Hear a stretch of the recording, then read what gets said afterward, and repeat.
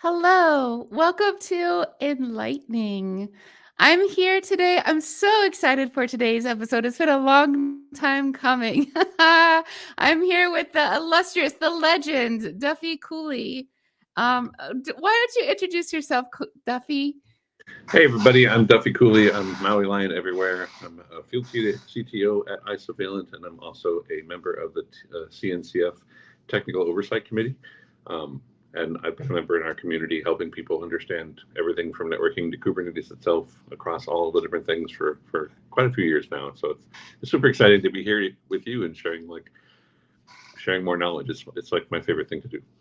It's a total dream for me too. Thank you everyone who's tuned in already. If you want to say hi in the chat and say where you're tuning in from, I love that we're having a global experience right now. It's amazing. But Duffie, I was thinking back to like how I met you, and it's like you're so ubiquitous and you're so it's like I don't even know. You've just always been around. Like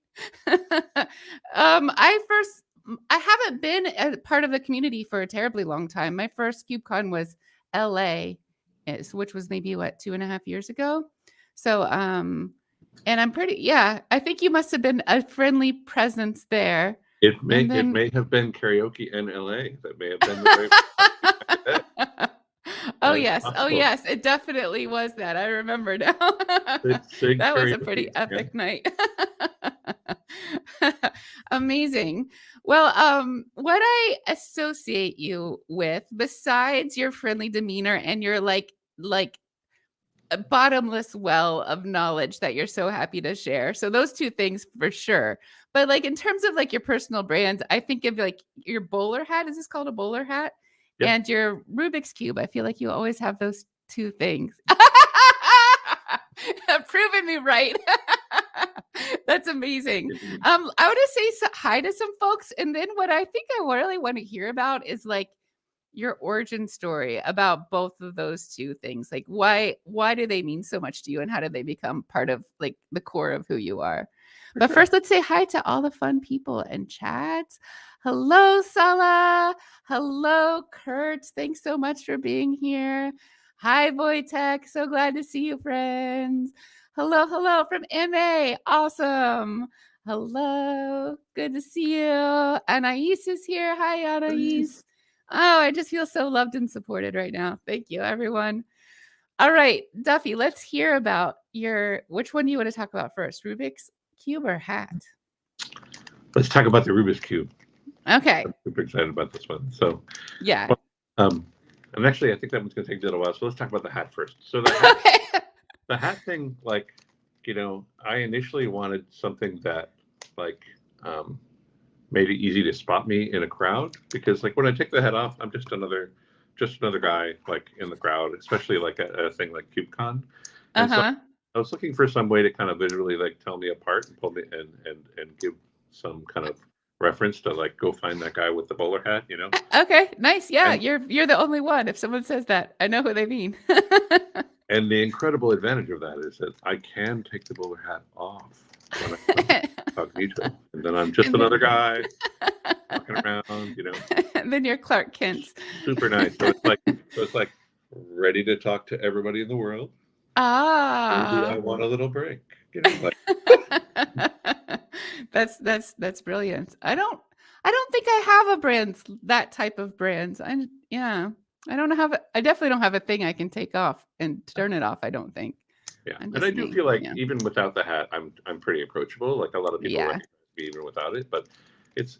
I think the hat was actually just my attempt at trying to make it a little bit easier for people to recognize me, and I've used Yeah. it several times in posts before the show, like in videos and stuff before KubeCons and other conventions and things like that. And said, hey, if you Uh-huh. see a guy that looks like this with a hat like that, say hello. Like let people know. Yeah, awesome. Then now we're gonna dig in on Rubik's Cube stuff, but I want to say another round of hellos to people. We have a lot of people rolling Yeah, in. let's So do it. Code with Sean's here. Good to see you again, friends. Thank you so much. Adrian, hello. Anai Welcome. says you are loved and supported. Oh, hearts.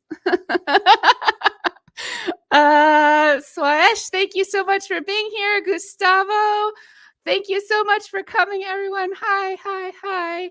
Oh, and then Anai said there should be a story of how you lost your hat in Valencia.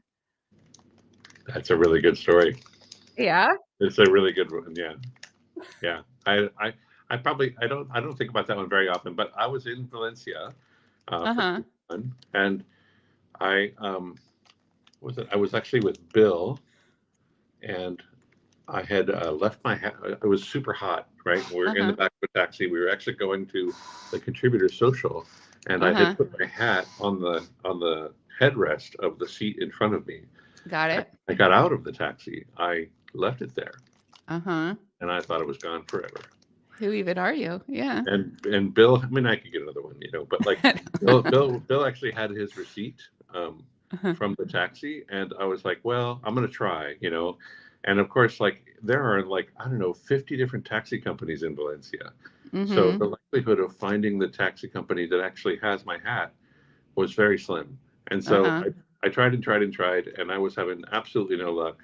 And then later that evening, I was actually getting another cab ride back to my hotel, and I found a cab driver that spoke English well enough for me to communicate what actually happened. And I Uh-huh. described that to him and the whole thing. And this guy gets on WhatsApp and sends out a message about me and my hat to like every cabbie in Valencia, basically. Right? Oh, wow. He's a part of Uh-huh. like 7 different taxi communities, right? Wow. He sends out this message, and then the next morning, I get this call from somebody who doesn't understand me at all, which is fine. Uh-huh. Like, when do Yeah. you want me to pick you up? And I'm like, Uh-huh. now, I guess, yeah. Like I'm Uh-huh. I'm at this hotel, and he shows up, and it's the guy that like has my hat. Oh, it's like the Amazing. power I of love how community. Yeah. yeah, the power of community. Absolutely. There's community everywhere around everything. Speaking of community, we're gonna do one more round of hellos with people because they're just rolling in. And then let's hear your Rubik's Cube origin story. So All right. Abdul's here. Hello. Oh, we have Taniwa says they're gonna get the same hat and wear it at CubeCon. I love it. Uh-oh. That's how you Yeah. do it. Yeah, maybe just like a Honk. whole sea of Yeah. hats. Hi, Ruben. Hello from St. Louis. Cormaju's here almost every week. So glad to see you, friend. Cormaju asks the best questions. Welcome. Um, yeah, David Michael, Mark Edwards. Hello, hello. Okay. So you always have a Rubik's Cube. Something I learned from you is that Rubik's Cubes aren't always like 4x4s or even 3x3s. I think I've seen those two versions, but you had like some sort of, was it a 10x10 when I saw you And Well, could have been anything. Yeah, I yeah. have a bunch of different Rubik's cubes because, like, interestingly, a lot of the ways that you solve a Rubik's cube are related to each other. So, like, if you Uh-huh. understand, Oh. then you could Uh-huh. solve a bunch of other ones. Uh-huh. But yeah, my origin story with cubes was so during the pandemic, I had a friend, Karen Bruner, who was getting Mm-hmm. into solving cubes as well. And I Mm-hmm. was like, when I was a kid, somebody gave me a Rubik's cube and I could not solve it. The only way I Oh could no, ever yeah. solve it was like taking Peeling it the apart. stickers off. Yeah, I never peeled the stickers off. I always just took it completely apart, put it back together again. Oh, got it. Um, but but and then I saw that my friend Karen was getting into it, and I was like, you know what? This is like something completely out of my expertise, like something completely in a domain that I've never spent any time on. It's Uh-huh. mechanical, so you get to play with it with your hands. And I'm gonna like, you Uh-huh. know what? I'm just gonna jump into this and see what I can do.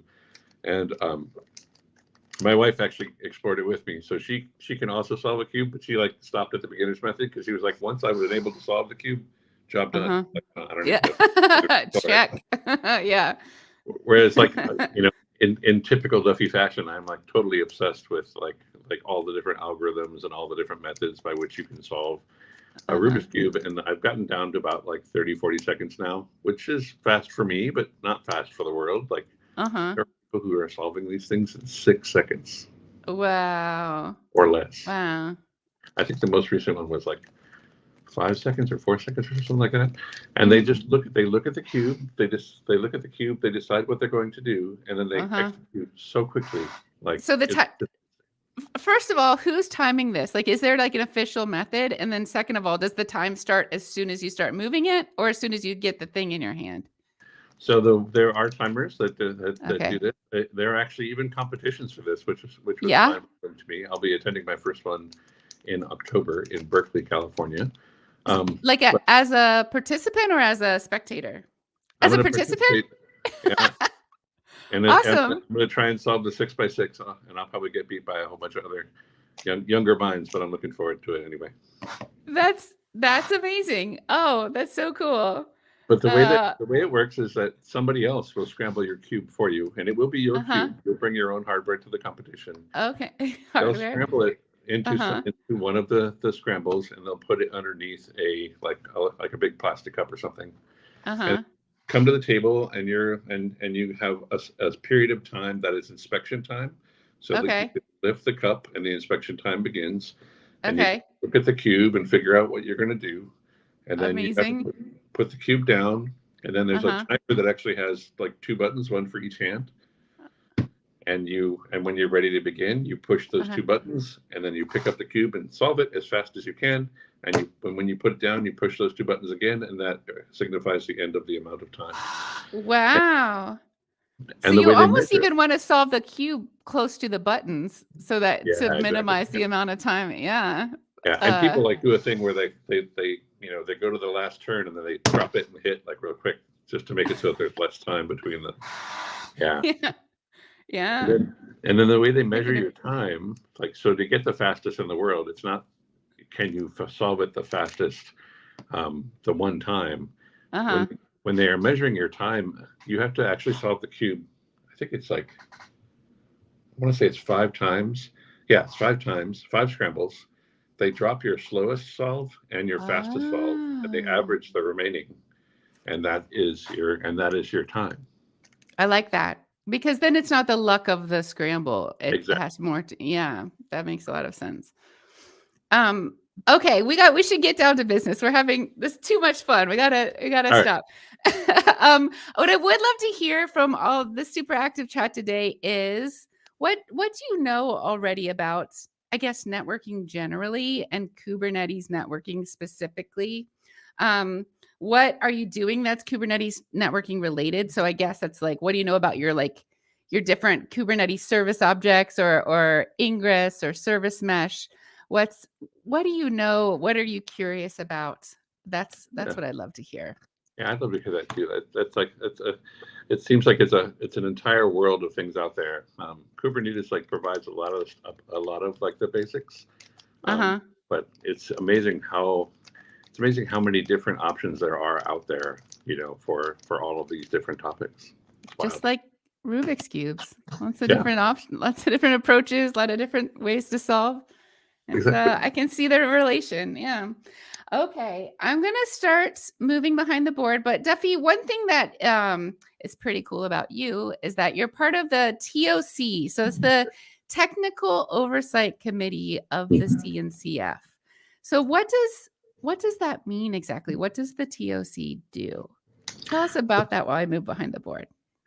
Yeah, so the Technical Oversight Committee is a group of volunteers who come together or who are elected into a position for a period of time. And then in that position, they work on evaluating projects for inclusion into the CNCF. And the CNCF, when it selects a project for inclusion into the CNCF, it will actually you would grant the trademark to the CNCF, and then the CNCF will take care of that project's trademark, making it so that it's a neutral third party that owns the IP and the trademark, so that you can attract developers from all over, from different companies and that sort of stuff. We also worry about the health and maintenance of those projects. Like, how do we make sure that the project is developing in a way that actually has maintainers that are supporting it. We provide resources like webinars and other things like that actually give you a position to go and talk about the project. Obviously, at the KubeCon, there's like an incredible space where a lot of the projects that have been included in the CNCF actually have an area where they can go and have a booth and talk to everybody at KubeCon about that project. Cilium is one of these projects, actually. So Cilium was donated to the CNCF and is being managed by that. I have questions. I have a statement. One is, you can't see me anymore. You could see me though. What is the statement? Yeah, that is. I just lost my. That just means I need to restart the light board. But let me ask my. Yay. I am a host on Cloud Native Live now. That's relatively recent, just in the past few months. So when you mentioned the CNCF webinars, yeah, I've become a part of that. And then I have a question, like, is there a big backlog of projects that want to be in the CF? Yeah, big eyes, yes. Like, what's that backlog look like? And how do you prioritize which projects you're going to evaluate first? That's great. A couple of absolutely great questions. And it really does present a challenge. And in fact, I'm up here in Seattle. I'm up here in Bellevue, Washington today. The last few days, I was meeting in person with many of my cohorts in the TOC for the first time. So that was kind of, that's been super, super amazing to kind of spend some time with a bunch of my other friends who are working as part of this organization. Totally. And those topics that you mentioned are actually absolutely the very topics that we've spent a bunch of time discussing and figuring out, like, going forward. We have not seen the demand for projects to be included in the CNCF ever really reduce, right? We see more and more projects that want to be part of the sandbox or want to come in as part of incubating or moving into graduation, all of that stuff. And so, as you can imagine, like, a lot of that work, what we're working on at the moment, what we're defining at the moment is how much of that work has to be hands-on by the TOC members themselves, and how much of that can we delegate to tags, and how technical can we say what tag? Perfect. Yeah. Yes.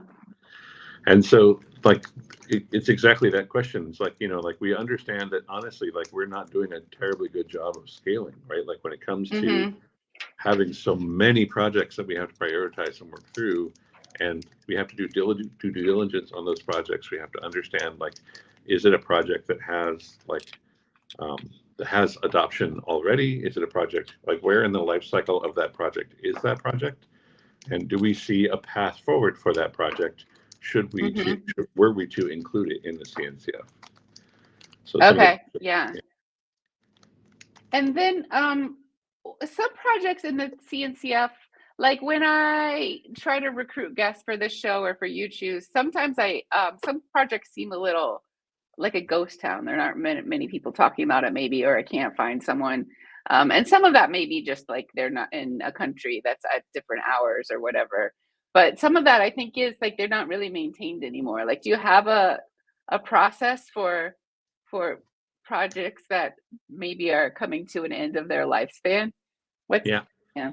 Mm-hmm. Yeah, we do. We do have an archival process that is documented. I think there's more work to do on the documentation of that particular element.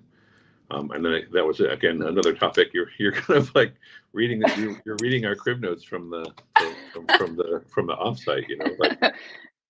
But yeah, that's definitely a thing that we work on. And like there's a lot of really interesting questions that come up when you think about archiving a project, right? Like we as the CNCF have determined that this project was at the time at least in a place where it was supportable and something that like had a trajectory that that indicated that it should be included in the CNCF. And now we've decided that it is not. It's no longer in a healthy state, and that it doesn't seem as though like anyone's responsive for the project. And then the questions are like, well, is that true because the project is just super stable? Like, has it actually addressed the problems that people have? And so its release cadence has slowed down, but fundamentally there's still a lot of people using it. Yeah. You know, like it hasn't really experienced too much. It hasn't experienced new innovation, or it's not growing in a new direction. It's just maintaining its path on the problem set that it was trying to solve originally, right? And if so, like we probably don't want to archive that project, because if we do archive it, it basically means like, you know, if you go to GitHub and you see a project that's been archived, no more commits, no more comments, no more tickets. Yeah. And that's pretty final, right? So it becomes, it opens a lot of questions about how do we do this in a way that is equitable without like, we don't want to like, we certainly, like one of the rules is like do no harm, right? Like we don't want to actually harm a project that could potentially get picked up and worked again. Now, there's no reason why we couldn't take it back out of archive. Okay. Right. It's just, you know, thinking through the ramifications of the process around that is the work of a committee for sure. Yeah, absolutely. Let's get closer to business. David Michael answered our has thoughts about from our questions earlier. David doesn't know much about networking, but I know enough to get the idea that observability that EPF provides is what makes Cilium special. So that's a little, and it makes understanding networking in Kubernetes easier. Shrug. Yeah. So David seems excited to talk about Cilium and eBPF today, but I understand that we're going to start. Well, at least for me, what I would like, and Kormaju has a question. Where do we need use networking and eBPF based networking in Kubernetes? Yeah, networking. Okay, yeah. Yeah. I think that question is actually probably on the table, because we're going to be talking quite a bit about just Kubernetes networking concepts in general. Yeah. But if you want to hear more about like the Cilium stuff, I think you should check out the Echo office hours that we do once a week. Like that happens on Friday, and it's also a live stream. But I think in this topic, we're going to just explore Kubernetes networking, what's possible, like what's there, and like, you know, how the model works and that kind of stuff. Yeah. And this episode is meant to kind of lay some groundwork, because I'm hoping to get into service mesh for the next round of Enlightning videos. So we'll definitely do a Cilium focused episode for sure. So that's probably coming up this fall. And then with Kubernetes networking, to just start this conversation, I'm relatively new to tech. So I really basically started in 2020 learning Kubernetes stuff. And one thing that I don't know very much is what the world was like before Kubernetes, because Kubernetes already existed and was getting some adoption when I came into the scene. So what were y'all doing before the Kubernetes networking model is where I would like to start, please. Yeah. Actually, the first time I was ever, I ever worked for VMware was actually part of an acquisition of a company called Nicira. And Nicira was a company in which we effectively invented network virtualization. And let's take a step back and talk about like what that is and why it was important at the time, and then we'll kind of talk about like what people were doing around all of it. So when I first came into the scene, virtual machines were taken off, right? People people had hypervisors. There was the VMware hypervisor. There was a hypervisor by Citrix. There were there was KVM. There were a bunch of these sorts of solutions. OpenStack was starting to happen. We were starting to see a lot of pressure on hypervisor companies to create sort of like an API-driven mechanism to be able to give people access to create these virtual machines programmatically and to manage them. And then as part of that, of course, if you have a virtual machine, just like any server, you want to network it. And that was the work that we did at Nicira. Was we kind of worked on the Neutron project with OpenStack, and we came up with a way to create virtual networks for virtual machines that would allow for connectivity between these things. And we did that by actually creating a software networking switch that was called OVS, Virtual Networks for Virtual Machines. And we had a software switch that we called OVS, like Opera Victor Sam. Okay. And then we built orchestration software to manage all of those software switches. Okay. OBS software network switch, virtual network switch. Victor, OVS. OVS. Yeah. What does it stand for? Open Virtual Switch, actually. Okay. I do my best. Yeah. And it was an open source project that was intended to actually provide a way to create a software switch in the Linux kernel that would allow you to connect virtual machines to it. Now, at the time, when we think about these virtual machines, it's basically not really a change in paradigm other than being able to create more virtual machines per real machine, right? Mm-hmm. That change of paradigm was huge, because then you didn't have to wait to get more servers in. You could just, turn more virtual servers on, and then you would have access to that. And that was like a pretty big change in our industry. But the way that we consumed virtual machines was the same way that we consumed like physical machines. We would put applications on them. I'm going to make this one a web server. I'm going to make this one a mail server, right? And if I want to put multiple applications onto the same machine, I just have to use a different port for the application's listening port. So this is a machine. It probably doesn't matter if it's virtual or physical, right? Yeah. And then we have different apps on our machine. So like a mail server and a web server, we'll say.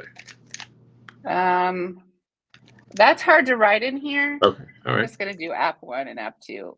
Perfect. I know that's boring. Yeah. So app 1, we'll call it the cat app. So it does have like some sort of meaning. It's a cat. Yeah. Okay. So, and then that would have a port number. Yeah. Let's say like port 80. Okay. It's where all the cat memes come from. You go there on the internet, and that's where the cat memes are. There's a website my son and I liked when he was a kid called Stuff on My Cat. It still exists, but it just serves like different pictures of cats, people who put stuff on their cats. And then port 80, how does that does it matter how that's accessed externally to this story? So typically that server would have one IP address allocated to it. Okay. And when you put more than one application on it, you're going to use a different port associated with that same IP address. Mm-hmm. Okay. And that way, you could put that IP address in your DNS servers and say, this is the cat server. And if I want to access the cat app 1, or maybe this is the animal server, and if I want to access cat app 1, I have to go to IP address port 80. And if I want to access the cow server. Yeah, nice. Yeah. Then I have to go to port 81 or some other port. Okay.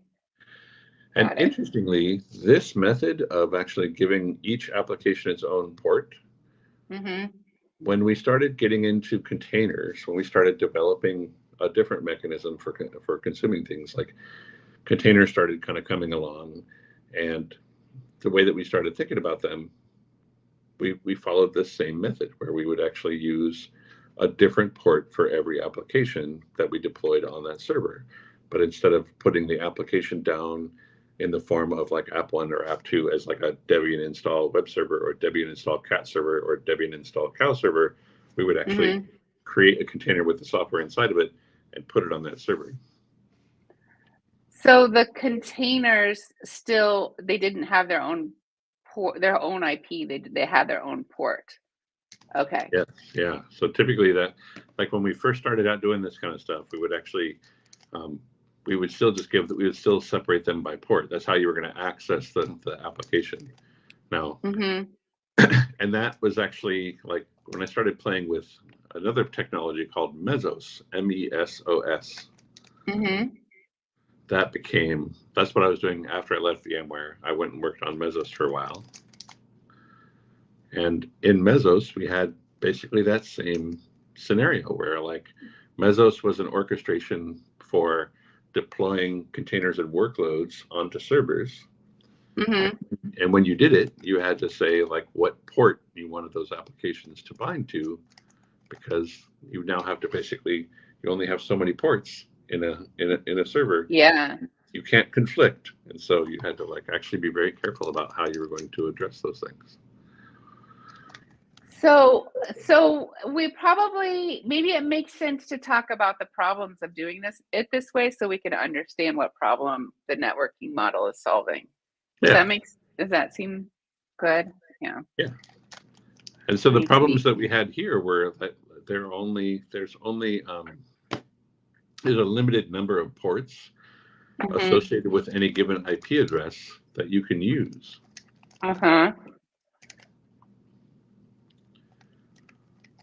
And when you start adding more and more applications and using more and more of those ports up, and then you start adding things like orchestration on top of it, it becomes a challenge to understand what ports are in use, what ports are not in use, where can you deploy this application so that it can use the port that it's going to get. Does the application itself even support binding to a different port? Like not all applications do. Oh, yeah. So it introduced a bunch of real challenges because like we had to like, when we started doing this at scale, when we started deploying these things across like this port to IP mapping at scale, things became really kind of a bit of a struggle to maintain.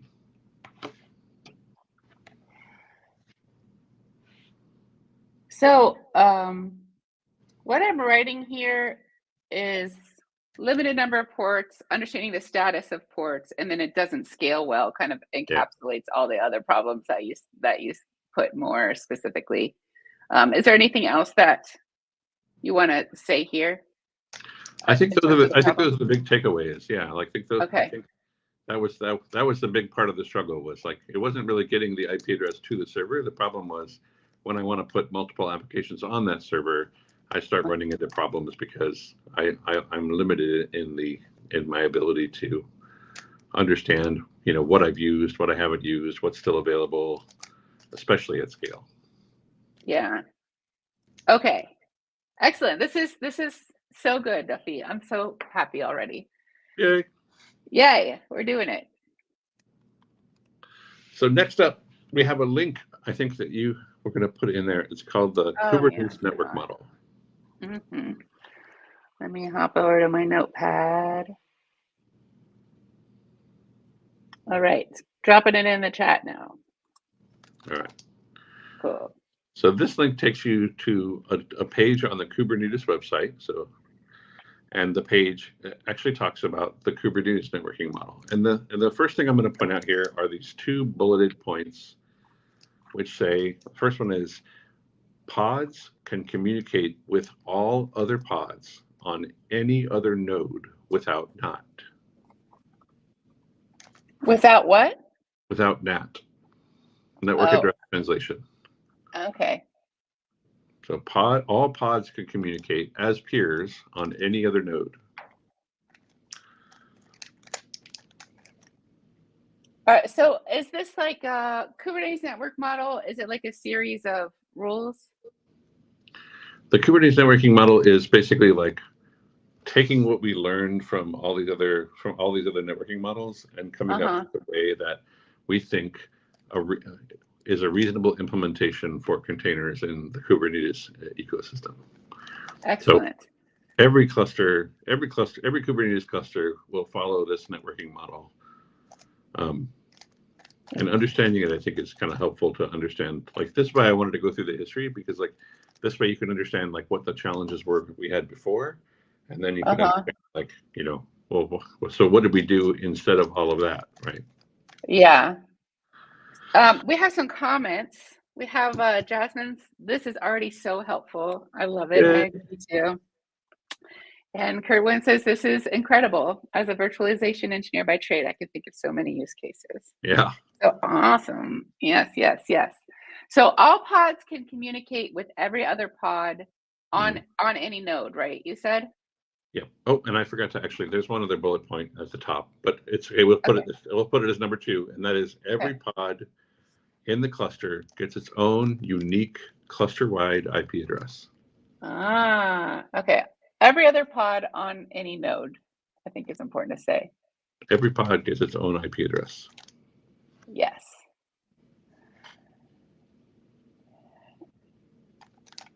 Every pod. And just in case you have any new Kubernetes folks here, do you want to say what a pod is? A pod is basically a unit of an application that you're deploying, right? So in Kubernetes, we have lots of different deployment models.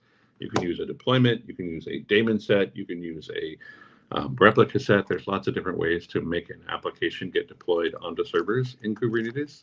And a pod is that minimal application unit. So if you have a deployment, it's one of the replicas in your replica set. If you have a daemon set, then that's that one application running on that one server that's also running on all of the other servers in your daemon set.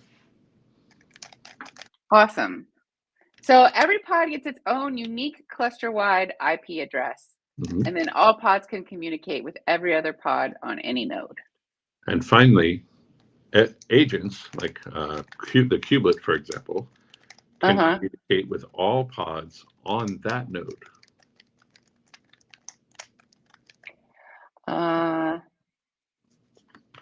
Kubelet. Yeah. Can communicate with what? All pods on the node where the agent resides. Okay. With all pods on the node. Cool. And then on the first bullet point, you want to say without NAT. That's the last piece of it. And what is NAT? So network address translation. It's a mechanism that we could use to make it so that when we're passing traffic back and forth between networks or between, across networks, we can actually do a port address translation that allows us to say, when traffic is coming from this thing that I know on the left side and it's going to the right side, I'm just going to map it to an IP address that is known on the right side on a given port. Very similar to the way that we were doing that port game before, but just for communication between networks. Excellent. Cool. All right, so this is the Kubernetes networking model, and you can see already that we've changed the game a bit, right? Instead of saying that every server gets an IP address and every application gets a port, instead of doing that, we've said every application gets an IP address. Yes. Right? Because is there any consequence to doling out a ton of IP addresses? They seem cheap. There can be, yeah. I mean, it's definitely there can be. Okay. Yeah, there definitely can be, and the question becomes like, and this is actually where things like NAT come in and those sorts of things. But what's interesting in the Kubernetes space, we assume that the routable domain for pods should probably be the cluster itself, and that means that there's a term called CIDR, CIDR. That one I know the acronym at least is classless interdomain routing. Yeah. So a CIDR is also generally thought of in networking terms as a collection of IP addresses that are contiguous. Okay. And you might select a CIDR to be the CIDR that is the collection of IP addresses that you will give to pods. And you might select a different CIDR that will be the collection of IP addresses that you would give to services. And you might that are continuous. Yeah. Contiguous, yeah. Contiguous. T-I-G-U-O-U-S. Cool. So you have a bunch of IP addresses, a big block of them, and that's called a CIDR. And you're just like, here you go. What? Like this machine in this node in Kubernetes, here's your block of IP addresses, and you can use them as you need to assign to a bunch of pods that come and go from your machine. Yeah. Is that how it goes? And the way that's handled is through another great acronym called IPAM. IP address management. But we're not going to dig too far into it. I'm just going to give you like a high level overview.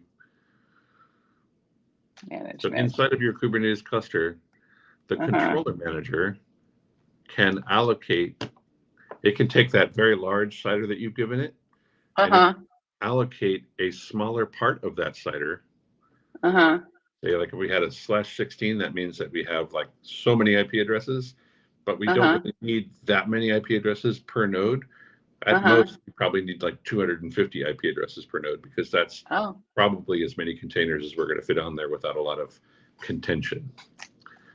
So when a pod goes down and another pod comes up, is that IP address just reused? Yes. Okay. Yeah. In fact, that's actually one of the things, and we're going to talk a little bit more about that when we get to services. But a pod IP address is not guaranteed to be unique to that. It's not guaranteed that the IP address itself will not be reused. In fact, it's almost guaranteed that it will be. We have some comments and some questions.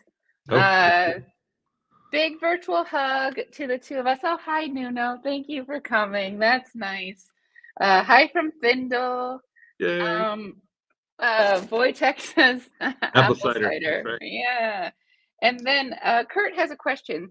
Could you break this down for a use case of VDI? First, will you explain to noobs like me what a VDI is? I think that might be a bit of a tangent. Okay. Yeah, I think Kurt, if you want to chat about that, that might be like a good thing to catch me in my Twitter DMs or like on Kubernetes Slack. I'm Maui Lion everywhere, so if you want to chat about that like offline, that's probably like a better way to go about that one. Cool, perfect. And then I think we have a question here about Tanzu Application Service. Is that the TAS you're referring to? A breakdown of how Kubernetes networking compares to, and I think that's a tangent too. Oh, did you freeze, Duffie? Oh, yeah. It's close though. I mean, so in TAS networking is Kubernetes networking, right? Like, it's not fundamentally different. It's just it comes down to implementation, right? So when we talk about like which part is going to be handling the part of giving a pod an IP address, or which part is going to be handling the part of defining a load balancer, like those individual pieces and parts, that's actually where like the TAS piece might do it, or Cilium might do it, or Calico might do it, or your cloud provider might do it, depending on like which particular component we're going to be talking about. But I think we'll get a little bit more into that as we go. Yeah, cool. And TAS is has like different. It's distributed, but it's not Kubernetes. It has like Bosch nodes. Then we have. Sorry. Yeah. No. Yeah. Right. Virtual. Kunal's here. Hi, Kunal. Yay. And we have how is auth handled? Is that something we're going to get to later in the session, Kunal? Auth, we could actually, I think that's also a bit of a tangent. Right now, we're just talking about basic networking. We're not talking about identity or authentication or anything else like yet. Yeah. At this point. Cool. And that's, and then, we have another question I think is probably too far of a tangent, but I'll acknowledge your question, Session. Thank you so much for asking questions.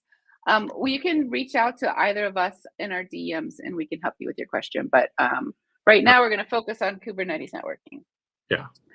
So right now, in the story, like a node is given a block of IP addresses, which I've learned is about 250 size, which is cool. And how does the IPAM come into it? So then once that node has been given a block of IP addresses, the kubelet has to have some way of actually allocating that set of IP addresses to a node, I mean to pods that get attracted to that kubelet. And that's where we first meet one of our heroes in the story, which is the CNI. Okay. I feel like I'm not quite capturing it as much as I want to yet. Let me so I want to capture this story of the node getting the CIDR?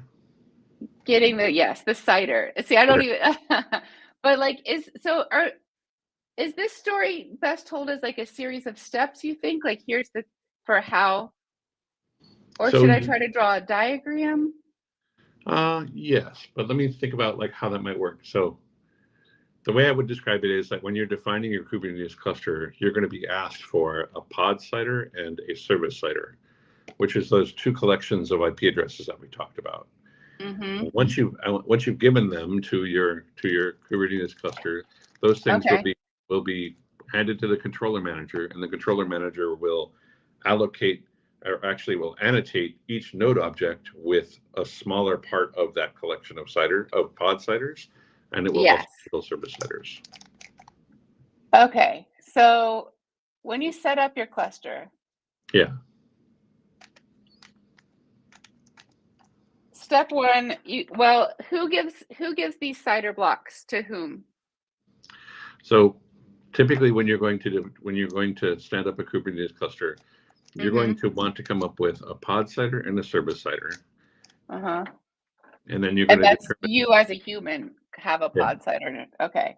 Yeah. And then what's interesting about these is that they don't need to be routable within your infrastructure. That means that these IP addresses could only be relevant within the cluster that you're going to bring up. They don't actually have to be routable from the outside of your cluster into your cluster. Okay. So what that means that you could reuse pod CIDRs and service CIDRs across multiple clusters. Ah, okay. Yeah, that makes sense.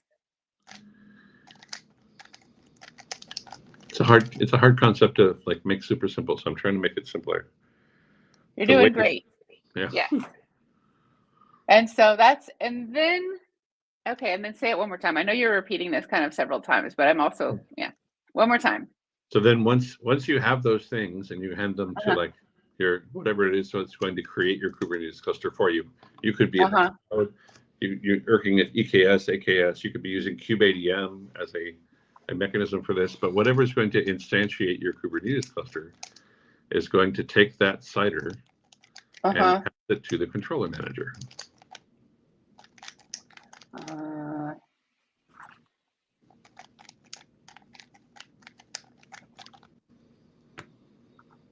Okay, so controller manager gets the CIDR blocks. I hear you doing your Rubik's Cube. I love it. And this is the way that it's been done for like a long time. And then the controller manager will allocate from that big CIDR a much smaller CIDR, and it will allocate that to each node. Oh, okay. And is that where it uses the IP address management, IPAM? Exactly. Cool. But once we actually get to the node, then we're going to talk about IPAM. We're not there yet. And the way that the controller manager does this is it will annotate the node object with the smaller CIDR.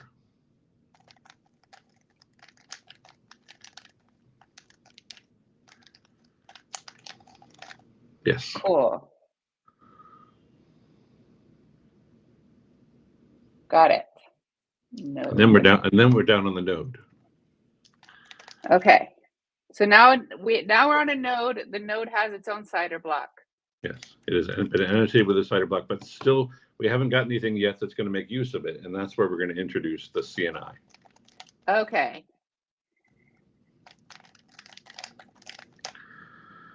CNI time. So by CNI, container network interface. Correct. I should capture that somewhere. And we have a question. Okay. I don't know the acronym CMIIW, but by assigning CIDR blocks to a pod, does it mean it would be accessible from outside? We need services to access those pods. So it means that, so remember the Kubernetes networking model that's highlighted here in the block, right?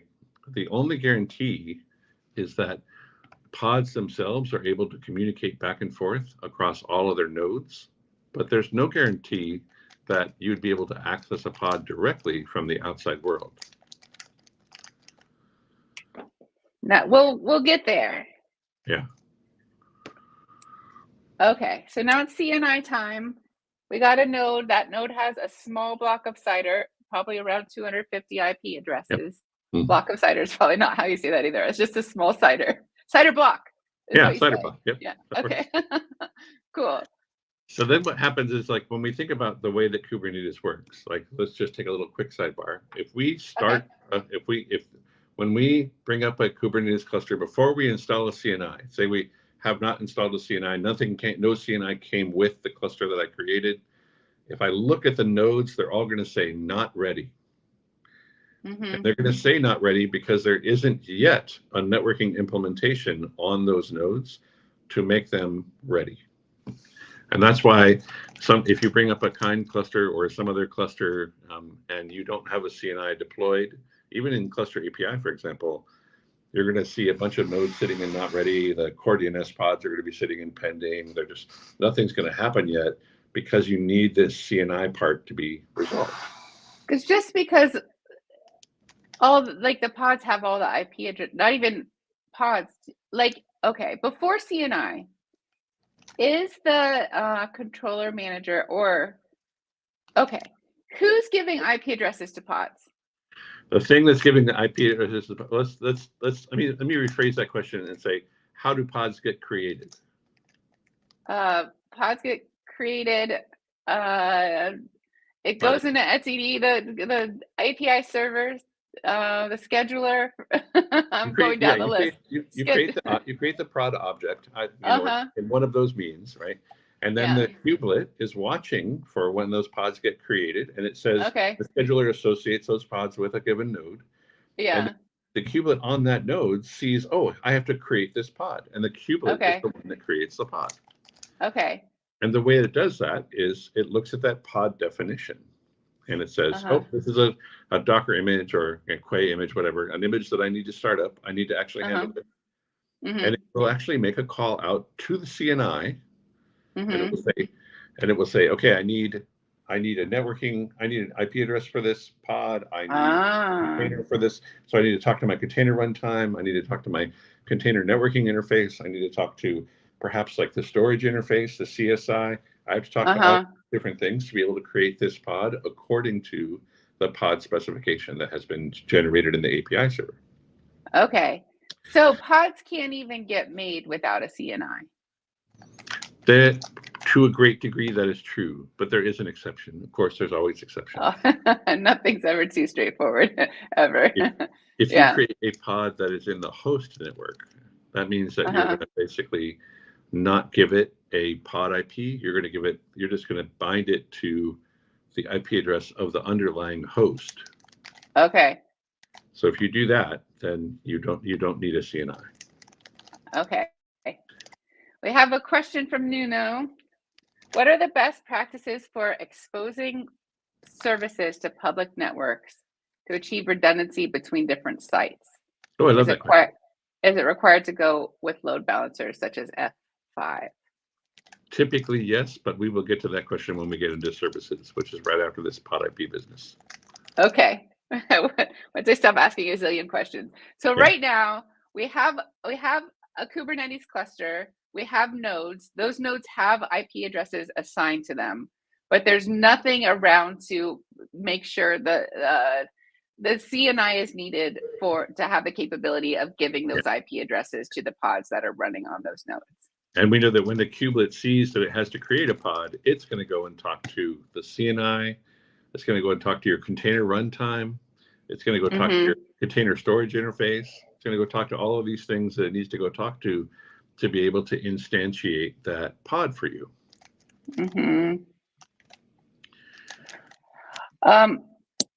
Jasmine, I see that you want me to repeat what number 2 says. The controller manager gets the CIDR blocks, is what that says. Yeah. When a kubelet makes a pod, it talks to CNI, CSI, CRI. CNI, CSI, CRI. I don't know. Controller runtime interface. Sorry, no, container runtime interface. Oh, yeah, I do know that. I just there's a lot of stuff going on right now. Oh, yeah. Container storage interface. Yeah. And then back when Kubernetes was first created, these didn't exist so much, right? It was just like you had to use Docker. There was no like runtime specification. Were there other like hard like implementations you had to use of these things? So the CNI began as an extension of Kubernetes. Initially, it was actually just it would create these containers and it would make them a part of the Docker bridge. Oh, okay. But then, some work was done to introduce the CNI as an interface that would allow for other container networking implementations to be defined. Cool. All right. So when a kubelet makes a pod, it talks to all of these interfaces, these standardized interfaces, and it makes a pod. And when it talks to the CNI, it says, I need an IP address for this pod. And the CNI will actually handle the IPAM, right? It will see, okay, well, what is the CIDR block that this node has? I have this pod CIDR block for this individual node, and I'm going to pick one of the IP addresses that is not in use. That's where the address management part comes in. Mm-hmm. Allocate this to this new pod that is being started up. So the CNI basically, is it too simple to say the CNI replies to the kubelet and tells which IP address to use? Is that okay? Yeah. Okay. And it will also handle some of the heavy lifting of creating a network namespace, putting a vSphere together. We're not going to get into too much detail there, but like it will handle all of the bits and parts needed at the system level to be able to make that pod have that IP address. Okay. Is it okay not to capture that here, or is it important to the story? Yeah. Okay, cool. And other things is what I will say. And other things, yeah. All the lower. Right. Yeah. Okay. And the same thing would happen for the container runtime, and the same thing would happen for the CSI. Like all of those things, they all kind of like handle all of that. Okay. Cool. And now we have a running pod. And now I have a pod. Yeah. And that pod can talk to any other pod without NAT across the cluster, because we've made it so that now how does that work? Let's talk about that for a minute. I think that'll be interesting. Mm-hmm.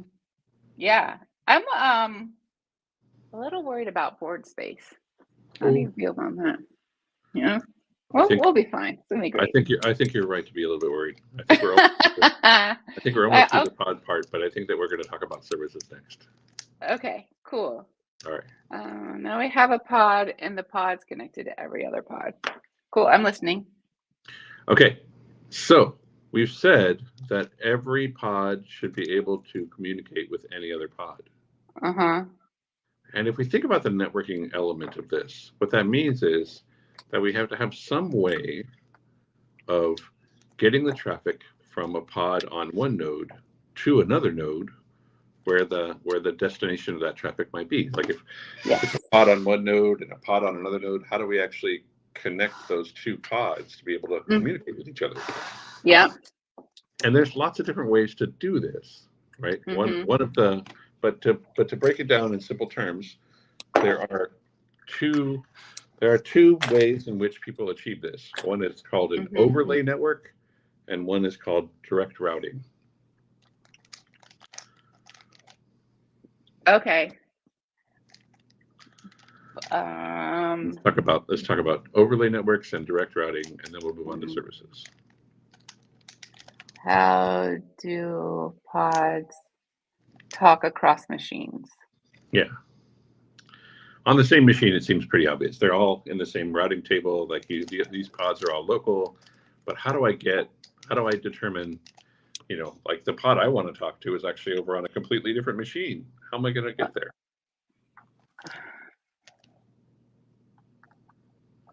I switched markers so that I have a finer tip. I could write smaller, yes, across machines. Okay, and there are two ways. Overlay networks and direct routing.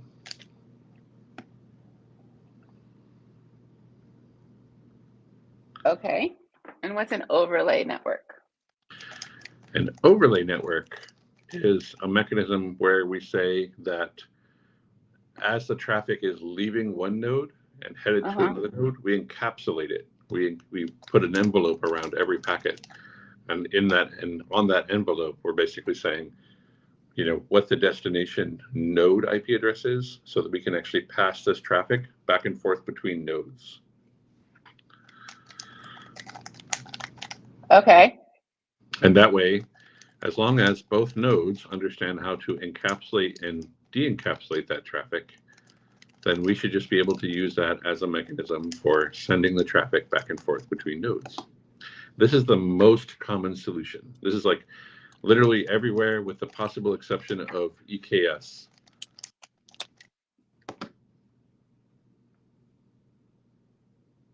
Okay. And the next one that's less common and presumably newer then is direct routing. Direct routing. We have a couple of questions. Yeah, let me take a look while you're writing that part. Is CNI already an interface that exists on Kubernetes, or do you need to install it? Great question. So it is a great question. Initially, CNI was a thing that you had to add to your nodes when you were bringing the nodes up. And to some degree, that's still true when it comes to functionality that you want to use for the CNI project. But now with I think it was 123, I think it was Kubernetes 1, maybe it might have been Kubernetes 122 or 123. Now CNI is the default. So it's no longer something you have to add to your kubelet. It's actually something that your kubelet is just going to know how to do. Like it's going to look for your CNI to be implemented on the node in the way that the CNI specification has identified. So that was a change. That was a recent change. And where does CNI reside? Is it part of the kubelet? Anywhere pods reside. So if you're putting pods on your control plane, you're going to want your CNI there as well, right? And most people do, right? People are like, well, maybe where do your core DNS pods reside? Do they land on your control plane or do they land on your workers? Like, do you have, do you have other workloads that are going to be part of that same pod network that are maybe like higher priority workers that you're going to put on the controller plane and not on the worker nodes? Anywhere your pods reside. Great questions. Mohammed's question is overlay network without routing? Well, kind of, because what we're assuming is that all of the nodes know about each other. So we're leaving the routing problem to the underlying infrastructure. We're not particularly concerned about it ourselves. What we're saying is we have to have enough information on each node to know, remember those IP CIDRs that we talked about, that are those pod CIDR blocks that are given to each node? So I have to know, when I'm on pod 1 on node 1 and I'm trying to talk to pod 2 on node 2, then I need to have the CNI has to have some mechanism for understanding, how do I get this traffic over there? I could encapsulate it. It could be routed. There's lots of different ways for me to get this traffic over to that other node. And I have to have enough information as a CNI to be able to make a decision about whether to encapsulate it, whether to route it, whether to just send it out an Ethernet interface. Like, that's kind of the part that we have to figure out. Good job. And this is a question in a question. So as CNI works as L4 and L7, can we say about what L4 and L7 are? So the layers of the OSI model. And it's a good networking topic. I was wondering if this was actually going to come up, but So the way that we think about routing, like routing is layer 3, and it can be also layer 4. That means that like when we're trying to determine like this whole model of encapsulation can be implemented at layer 3 or layer 4. And then when we go up to layer 7, typically we're talking about like application layer stuff. So for example, if I were going to write a policy that would only allow a pod to talk to another pod, but only on a specific HTTP path, like an ingress path, that would be layer 7. But layer 4 is stuff like encapsulation and routing and that kind of stuff. Okay. For routing. So CNIs can operate in each of and all of those layers, but it really depends on the function that the CNI is trying to solve. Okay. So the answer, my question, L4 is more like routing, L7 is more like ingress. And to answer Mohammed's question, CNI works on both of those levels. It can, depending on the function that the CNI is trying to provide. Yeah. Cool. All right. So we're talking about right now, how do pods talk to each other when they're on whole different machines? Yep. And so there are 2 ways. One is the most common, and that's called an overlay network, where traffic is encapsulated as it leaves a node and then headed to another node. It's encapsulated and it's told where to go. Yeah. And then there's direct routing. And direct routing is, instead of actually encapsulating this traffic, we're just going to make the pods themselves routable. And that means that you could access those pods from anywhere in the network. You wouldn't have to be part of the overlay network to access them. The pods themselves will become routable. And typically in this model, each node, there'll be a route on the underlying network that says that CIDR that is going to that particular pod CIDR for that node. I'm just going to install a route in the underlying network that says, if you're going to that pod CIDR, go to that node, and that node will route you to the rest of the way. That's wise. But it requires some integration with the underlying network. I wrote the word installing, but make the pods themselves routable by leveraging the underlying host network. Leveraging the underlying routing infrastructure. How about that? Okay. We'll leave that be. I mean, like if you think about, just as an example of this, in EKS, when you bring up an EKS cluster, the CIDRs that are used inside of your EKS cluster, the pod IPs and the node IPs are part of the same network block. Say that again. When you bring up an EKS cluster, the pod IPs and the IP addresses of the nodes are all part of the same block. Interesting. And that's an example of direct routing, because basically we're making it so that when the traffic leaves that Kubernetes node, it's going to be part of the existing the VPC network, so that these pods can communicate to each other without having to actually be without having to encapsulate that traffic. That makes sense. So how new is this? You said it's not very common to do it this way. Why isn't it common? It isn't that it's new. Direct routing has been around for a long time, but the reason it's not common is because say you are a large company. You're, I don't know, a Visa or an Oracle or somebody like that. And people are coming to you all the time and they're like, look, I need a big block of IP addresses that I can give to my Kubernetes cluster so that I can use them for pod IPs. Well, for too long, right? Like that's going to be first a lot of work to record all of that information. Those IP addresses can no longer be reused between clusters because those IP addresses are routable. That means that, so it has to be like, it has to be a routable block. It has to be something that you can reuse. And this is where you've probably heard the term IPv4 exhaustion. Yes. And that means you can use a bunch of IP addresses within your infrastructure, and those IP addresses are usually part of special blocks set aside to not be internet routable, but routable within your infrastructure. There's a RFC 1918 which describes all of those blocks, but they're limited. There's only so many of those IP addresses that you can normally use without overlapping with IP addresses that are in use on the internet.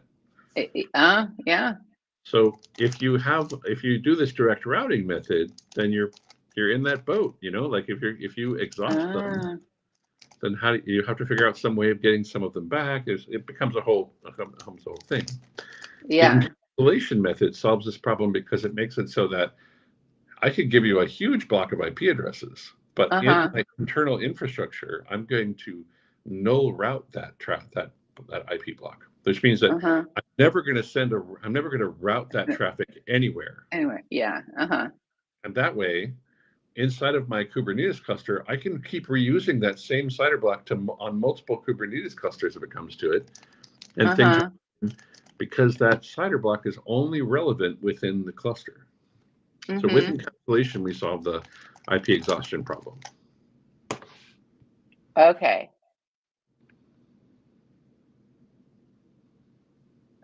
and then can cause IPv4 exhaustion. We have a great question by Jasmine again.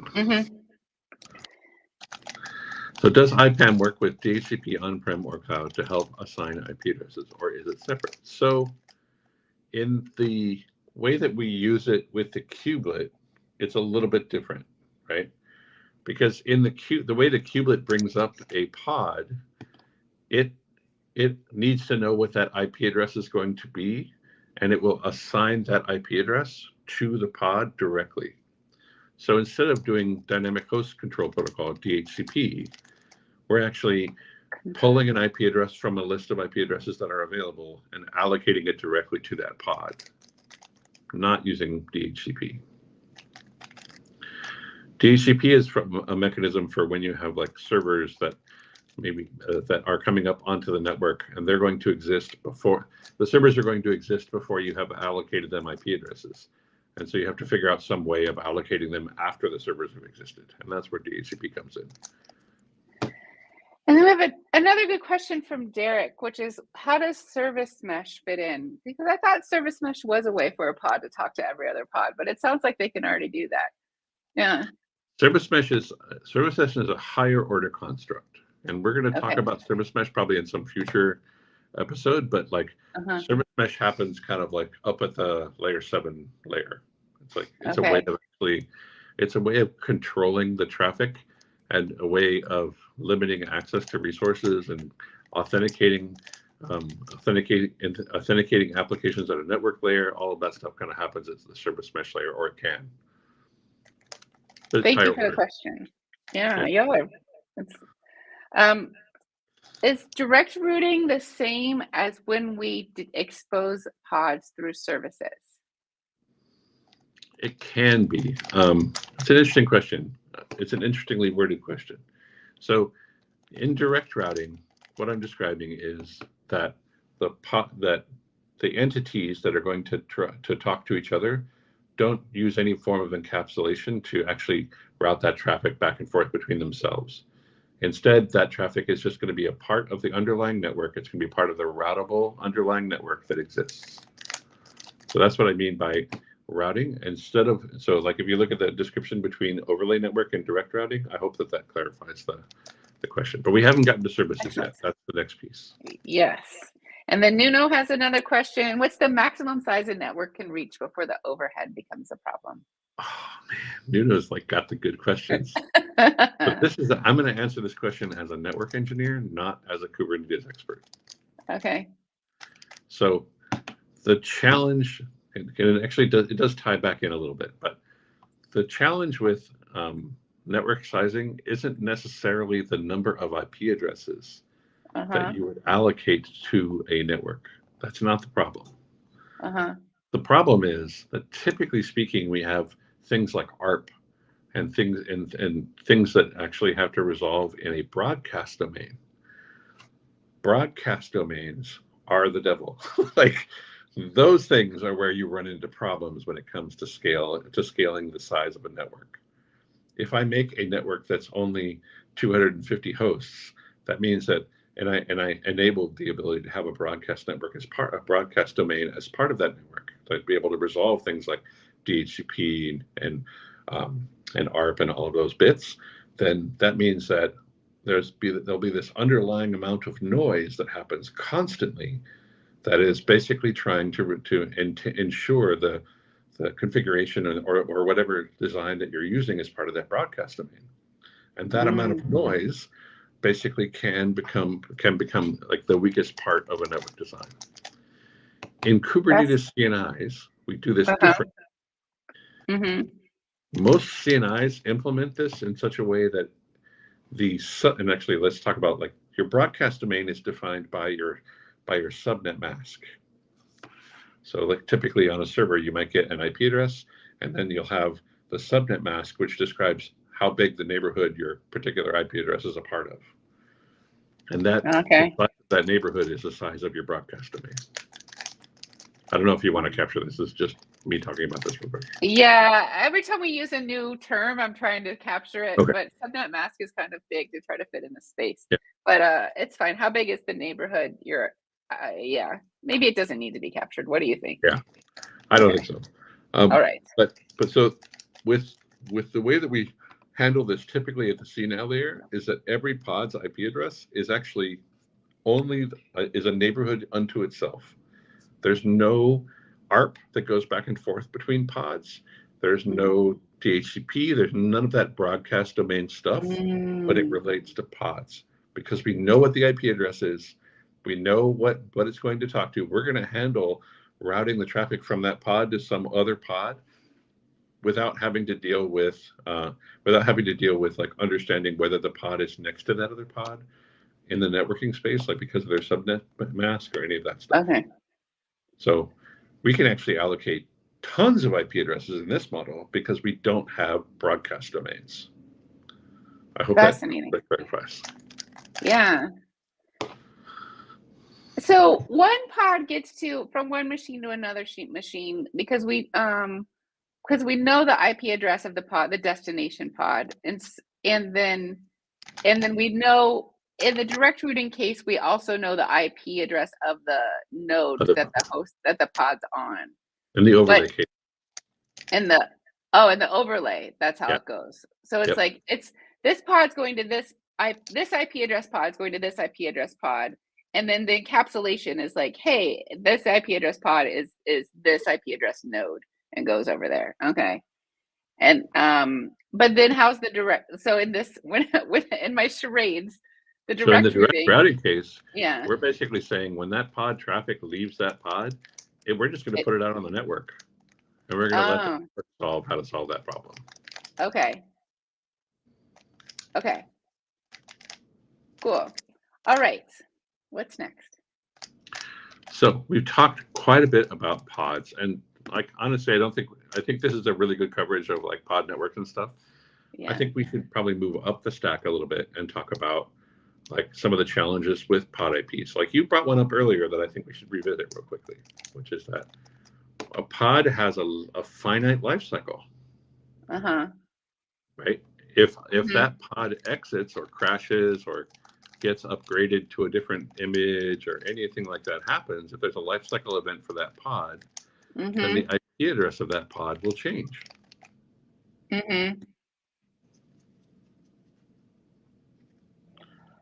Okay. So the question becomes, well, knowing that those pod IP addresses are not stable, they're not known. Did I just drop? Hello?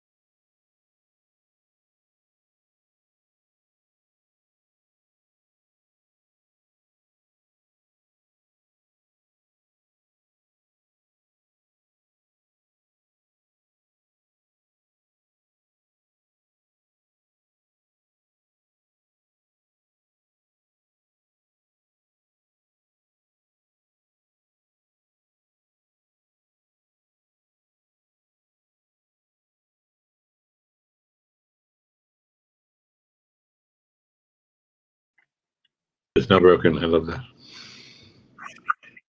Hey! Hey! Oh! Almost there. Almost there. Hey! Oh, almost there. Yeah. Okay, we're closer. Let me restart the browser or maybe my computer. But you were there for just a second. I saw it flash up.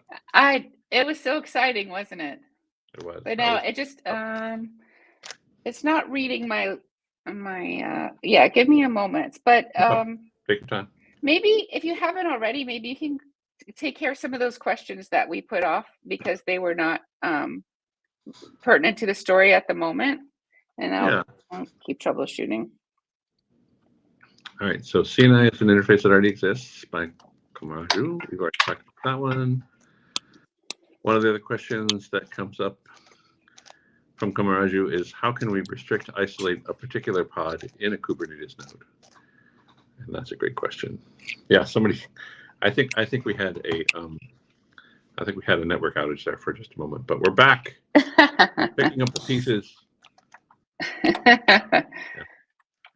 It's interesting. Actually, you know, it's a funny thing, Chris, that you say someone shut down the network, because like one of the things I've definitely learned about networking is that people will almost inevitably blame the network when things don't work, even if what happened was that there was an application crash.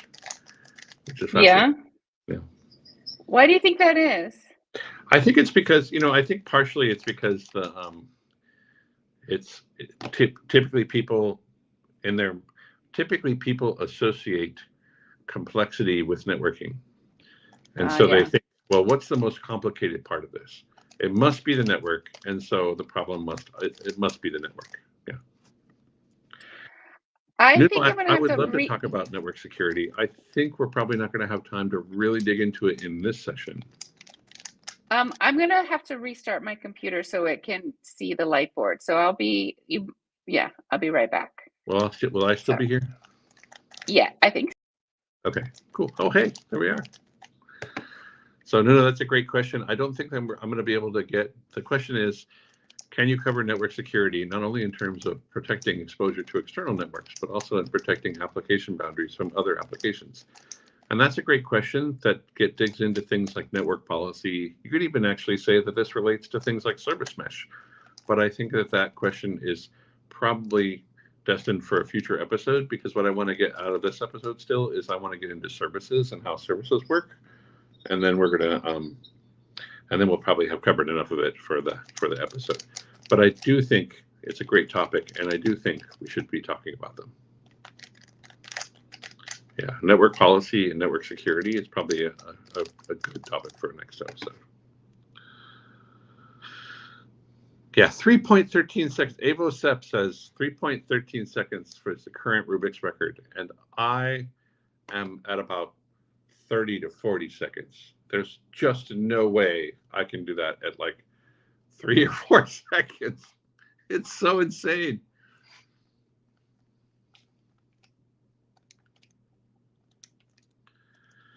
All right, what else do we have in here? It's always the network. It's true, Chris. Yes. Even though it's never the network, second only to, it must be the Go routers. Oh, wow. Yeah, it's true. Yeah. Typically speaking, it's people, you know, it's easier to blame the network than it is to blame the application. And I mean, I think really, honestly, the world of observability has come to the point where like we've started to change that. Like we're starting to keep receipts, as it were. You know, like things are easier to diagnose. They're easier to understand the state that your application is in. It's easier to understand, like, you know, through metrics and observability, like what's actually happening with that application, whether it's actually broken or if there's something else happening. Like we can even, you know, with Cilium and other tools, we can even give you like better insight into what's actually happening at that network layer, right? Like, is the TCP session hung? Has it like moved? Is it transitioning? Like what all, you know, how many bytes went by? Are there things? In fact, one of the things that we've exposed is this thing called zero window events, which is a fascinating thing. In a TCP handshake, there's this mechanism that the application has where the application can send a zero window event back to the network. And when it does that, it's basically saying, I can't take any more data off of the network right now. I'm already filled up. And so zero window events are a mechanism by which at the application layer, the application can say, I can't take any more network off the data, or I can't take any more data off the network at this moment. Are you back? I'm back. Yay! Yes. Woo! It's All right. exciting time. Looks like a lot of chats happen. I'm glad everyone's been. Thank you so much for sticking around and being patient. My pleasure. So what happens when a pod dies? We have a little funeral. I made it dramatic. Yes. So when a pod dies or gets recreated, then it gets a new IP address. It's actually, there's no guarantee that the pod will come back with that same IP address. It seems unlikely even. It's incredibly unlikely. There are very few exceptions across this CNI space for how to actually handle that. But so I would say it's very unlikely. Okay. But so a pod our goal in defining this pod is to make it so that we can talk to it, right? Mm-hmm. So how do we actually get a stable IP address that will always point back to that pod? Oh, I might know the answer. I think you do. Is it are we talking services now? Yes. Yeah. Great. So you said up earlier that there's pod CIDR blocks for a pod CIDR block and a service CIDR block. Correct. Yeah. And now we're going to start talking about the service CIDR block. Okay. So because pods IP addresses are ephemeral, which means that they are short-lived and there's no guarantee that you're going to get that same IP address back. In fact, there's a guarantee that you won't. But we still have the problem of, well, I've defined an application. I've got a web server deployed in my Kubernetes cluster, and I want to be able to access it. I want to be able to have like a host name to go and talk to when I want to go and talk to that web server. How do I do that? And that's where we start introducing services to this model. Cool. And services give us the ability to give an IP address to a collection or a selection of pods that is stable.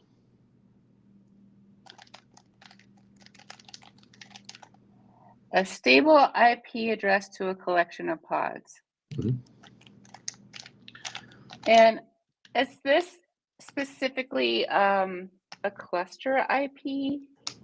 Yeah, that's a great question. So like there are multiple types of service in Kubernetes, but the most common ones are services of type cluster IP, node port, and load balancer. Okay. And what's interesting is that all three of those types of services are also cluster IP services. So a cluster IP service is, I've been hanging out in this space in a long time, and I never knew that. Yeah, now you do. Now I do. And knowing is and I think I just correct me if I'm wrong, but I think I just learned recently when we did the Ingress Nginx episode that a load balancer service is also a node port service. Yes. Is that true? Typically, yes, true. Yeah. Which is also now a cluster IP service. So what's interesting is that these definitions effectively stack. So if you just create a service, by default, Kubernetes will give you a service with a cluster IP. If you create a service of, let's go ahead and define these just to keep our stream accessible to everyone, no matter what their level is. Yeah. So what's a cluster IP? A cluster IP is a service, and the IP address part of cluster IP, it gets allocated from that service CIDR that we've talked about. Right. So this is an IP address from your service CIDR Mm-hmm. And basically, when you're defining that service, you're going to give it a selector that selects a certain set of pods, and that cluster IP will be implemented either by your CNI or by kubeproxy. And it will say, whenever anybody's trying to talk to this cluster IP, I will route this traffic back to the pods that have been selected, or to a pod in the selection. A cluster. So is it correct to say a cluster IP is a service that gives a stable IP to a set of pods? Correct, yes. Okay. And then the next one was a node port. Yeah. And it's stack, yeah. And so a node port service is still, it still has a cluster IP, but it's implemented slightly differently because now it has a cluster IP and it has configured each node to listen on whatever node port has been allocated. And do you remember that problem of we don't have an infinity number of ports? Welcome back to node port. Here we are again. Oh, here we are. Yeah. But you also said you can't really run more than 250 pods on a. Which means that, but there's no direct correlation between pod and service. Yeah, yeah. In fact, what happens is that when you define a service, that service is generally implemented on every node. So this becomes what's called an n squared problem, right? Where, like, if I have 1,000 nodes in my cluster, and I have 250 pods and all of those 1,000 nodes, it's very likely that I will have a very high number of services to address all of those things. Yeah. And each node has to implement all of those services, regardless of whether the pods associated with that service are present on that node or not. What if you have like taints and tolerations or something, and a certain service can't have pods on your node? Does that node still have to know about the service? It does. Wow. But why, right? So the reason is that if say I have like my control planes all locked down, I have taints on there. I'm not going to let any other application land there. But I am going to put like, I don't know, like Prometheus or like maybe the AWS authentication service up there, so that when people are actually trying to authenticate with AWS, they can go get a temporary token from this AWS authenticator thing. It's likely that I'm going to be exposing that service I'm going to be exposing those pods by a service, because I don't know what the IP addresses will be over time. And that means that those services that it's going to talk to, that are going to be used to talk to it, have to be available on every other node. And then we think about now, okay, but what about like that? What about that pod itself? What about the AWS authenticator? It's not talking to a service, right? It's just replying.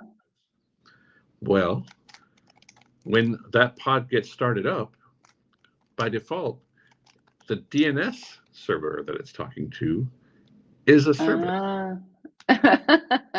So we would at least have to define the DNS service on that node, so that the AWS authenticator pod could at least talk to the DNS service. And typically we define all of them. Wow. Yeah. I'm learning so much. Okay. So we have the cluster IP, node port, and then load balancer, you said. Yeah. And actually you could consider all of these services to be a form of load balancing. Okay. Yes. Because really, it's just load balancing internal to the cluster. That's what Kubernetes services do. They act as like a simple load balancer within the cluster. So, yeah, this is fascinating, because load balancer is node port and cluster IP, and then you're also now saying, well, everything's really a load balancer. So let's talk about like what a load balancer does real quick, because I think that might be helpful. Okay, love it. Yeah.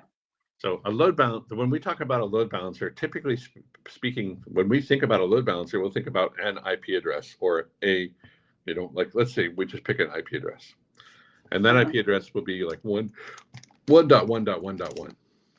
And when I'm balancing a load to 1.1.1.1, that means I have to know what backends I'm going to send that traffic to. Right? So when traffic comes to 1.1.1, what am I going to do with it? Am I going to send it back to a given backends? That's basically the type of load balancer that I'm referring to when I say all of these services are effectively a load balancer. Okay. I've given you that cluster IP that you've been allocated as part of a service. Whenever any traffic comes to that cluster IP, kubeproxy or your CNI will implement a load balancing mechanism that says, okay, somebody's trying to talk to this cluster IP. What are the healthy backends for this cluster IP? What are the pods associated with this service? Yeah. And further, like which of these pods are healthy? And then depending on the intelligence of that load balancer, it will pick one close to your request, or it'll just pick a random one and send that traffic to that individual pod. Fascinating. That was a lot. We have some questions. Yeah, right. yeah. It's well, David Michael says, I love how the various Kubernetes objects relate and interact with one another. It is kind of like it's poetry, a beautiful right? ballet. Yeah. Nuno has a question. Are there any good CNIs to handle UDP traffic when a service needs to expose port numbers dynamically? So the way that pod IPs work, remember that every pod gets its own unique IP address. And that means that when you're going to route that traffic, you can totally dynamically bind to that IP address. That IP address is yours to use. You can bind to multiple dynamic IP addresses, etc. The question becomes one of discoverability.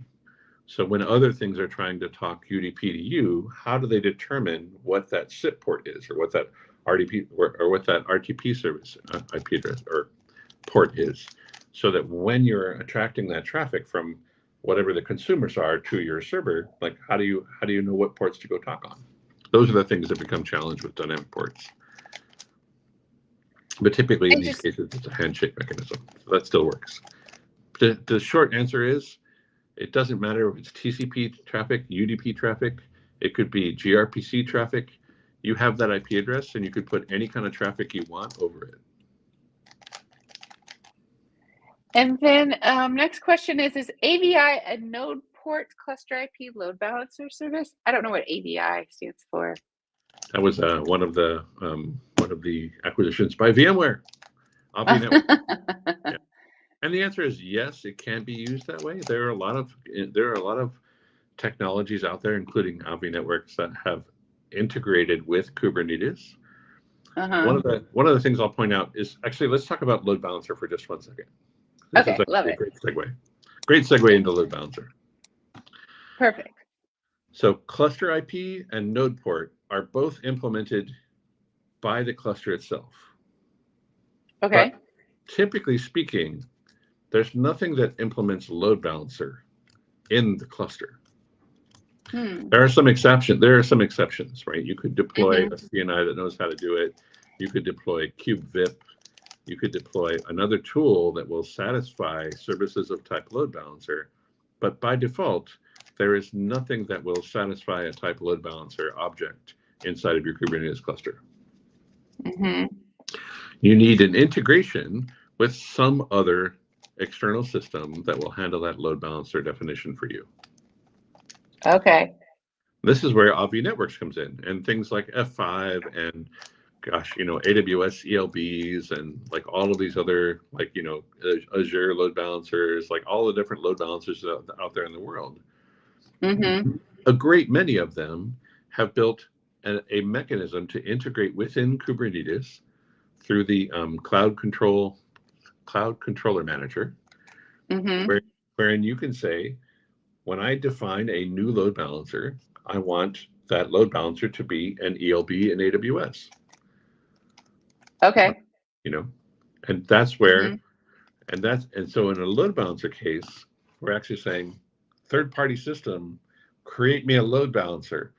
When you get the traffic when you get the IP address of that load balancer IP, give it to me, and I will annotate the service with that information.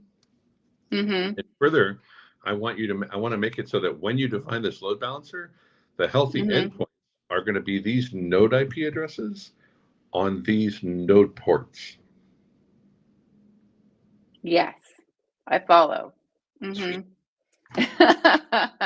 I mean, I hope if anyone else, so a load balancer, a type load balancer service. Well, let's back up and say like a cloud controller manager is a set of controllers that integrates your cluster resources with external cluster provider IPs. Yeah, so like it could be an F5, it could be an Avi Networks, it could be your cloud, it could be AWS load balancers, it could be GCP. Any of those things are able to be integrated. And yeah, so it still is a control loop situation. And so when you make a load balancer, that load balancer isn't a native Kubernetes object. Instead, it's a cloud. It's like the object of some implementer.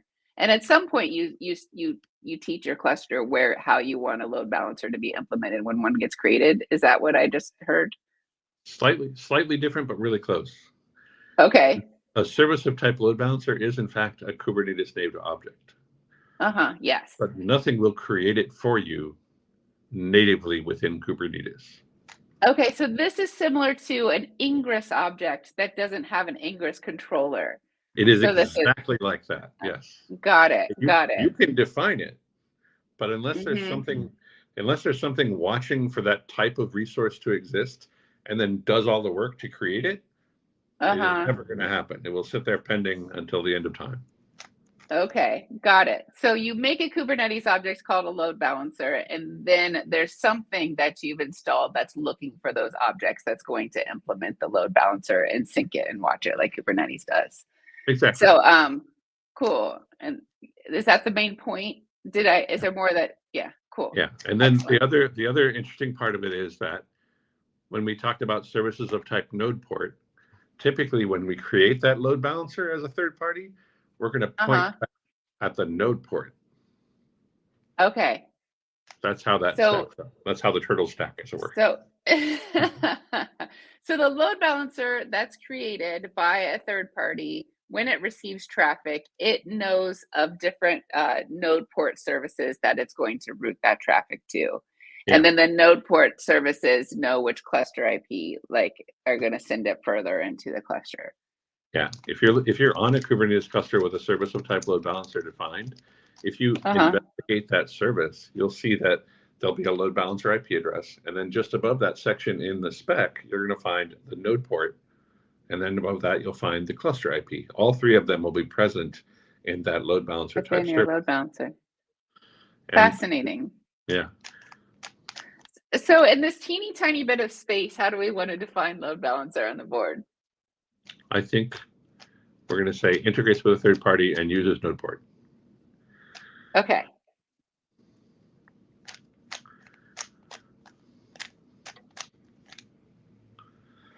And we have some questions. One is you kind of touched on before. Can we assign a static IP to a pod?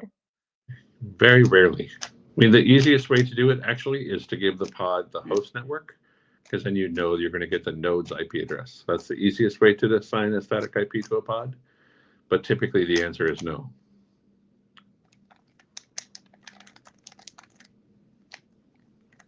And then what tool do we use for load balancing when deploying apps? Is Contour okay? That's an interesting question. We did touch on load balancing when we did the Contour episode and emissary ingress and all that. So Contour can satisfy services of type load balancer. It will watch for those objects to be created, and when they are created, it will implement a solution for you based on its capability. So yes, Contour will work. Yeah, so it doesn't have to be a cloud resource like we were talking about before. No, yeah, it could be any. There are a variety of different ways to solve this, including like with Cilium, we implemented load balancers natively. So this can be handled by your CNI. It can be handled by things like KubeVip or Metal LB. It can be handled by your cloud provider. It can be handled in a variety of different ways. It's just a matter of Yeah. understanding like what needs you have and how you want to satisfy them. Like what problem do you want to solve, as they say, you know? Yeah. I'm noticing that as I learn more, like so I've done a series on Ingress and I'm about to do a series on service mesh, and there's a lot of overlap that each That one is can true. do Yeah. on the other side. Like I haven't gotten into service mesh enough to know, but I'm not sure you even need both these days.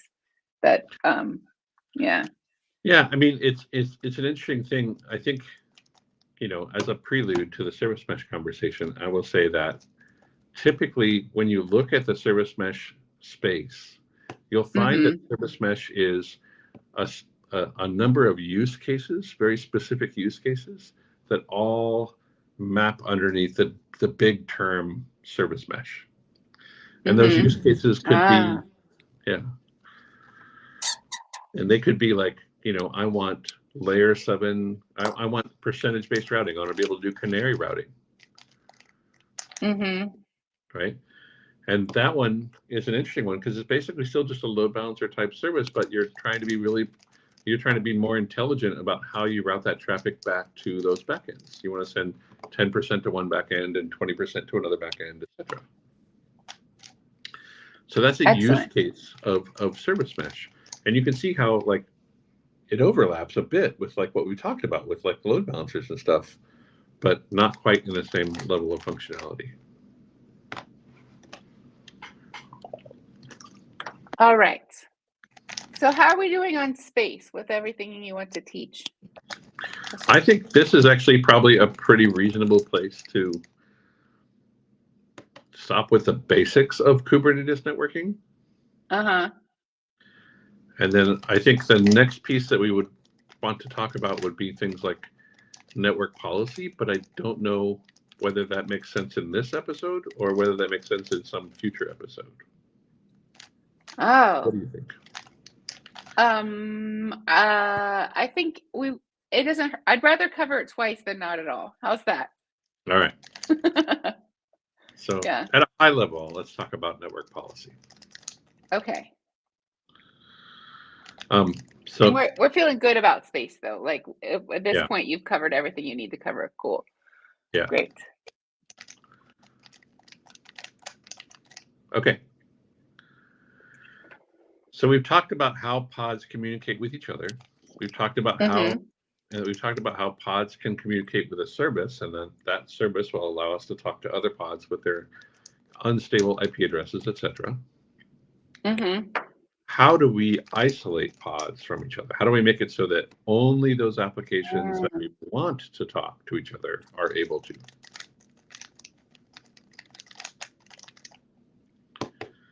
Right. How do we harden the network, as it were?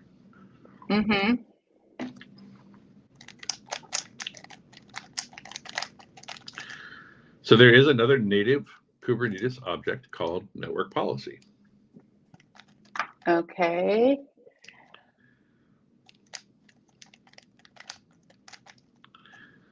And network policy gives us the ability to define label-based policy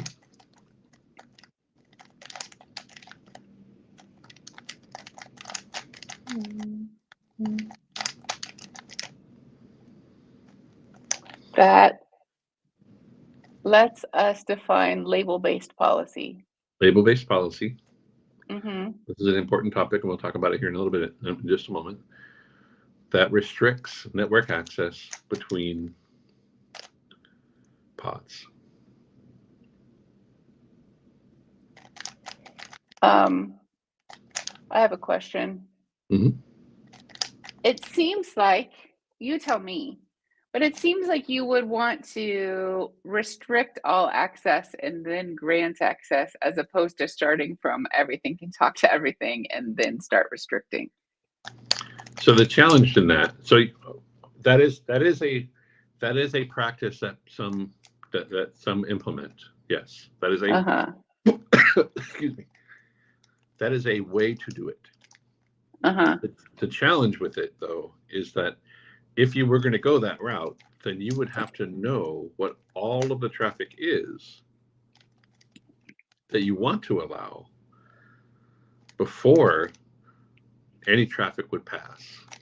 Oh, yeah. So if you had a default deny, that means that you're not letting anything through there until you know for sure what's supposed to communicate with what.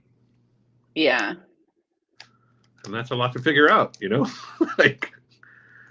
But if you instead you said, I'm going to allow this traffic and I'm going to record the interactions between these things, and from that recording, I'm going to derive network policy, then that would be better, right? Because then you're like, well, now I know these applications, when they communicate, they do it like this, and Yeah. that's normal. So I'm going to record what normal is in the form of a network policy. And I'm finding that that's pretty common with like policy and general and security stuff, to have a monitor phase, like a monitor mode. Yeah, I did an notary audit last week. Yeah. Uh-huh. Absolutely, And yeah. yeah. Because you're always going to be surprised. I mean, like one of the things that has come up for me a few times, which is always a surprise in network policy, is like I sometimes forget that NTP is a thing, network time protocol, right? Uh-huh. And so like there may be an implementation in your application that is actually concerned about network time protocol, and it may reach out to an NTP server to try to like find out what time it is and make sure that it's in sync with all of the other things in your distributed system, so that you can also agree on what the wall clock is, which is important stuff. Like yeah. Uh-huh. But did I put network policy in my firewall policy? Did I remember to put NTP in there? Probably not, right? Because I'm not thinking about it. I'm thinking this application is talking to that application. I put that in there. Yeah. Right? Everything broke because no one knows what time it is. Exactly. This is the kind of stuff that I can totally get you. Yeah, absolutely. Right. I see a question about OPA. I want to tell you, Yari, thank you for your question. We have, there is an Enlightning episode about Open Policy Agent already. So if you go to tanzu.tv/enlightning, you can see all the episodes. Yeah. Oh, nice. Cool. Yeah, so network policy gives us the ability. So I was saying I defined this as label-based policy because the way that network policy works is that you are you have selectors, right? So you can have a namespace selector and a pod selector, just like you do with services. And those selectors define your targets, either your source or your destination, and whether the traffic is ingress or egress.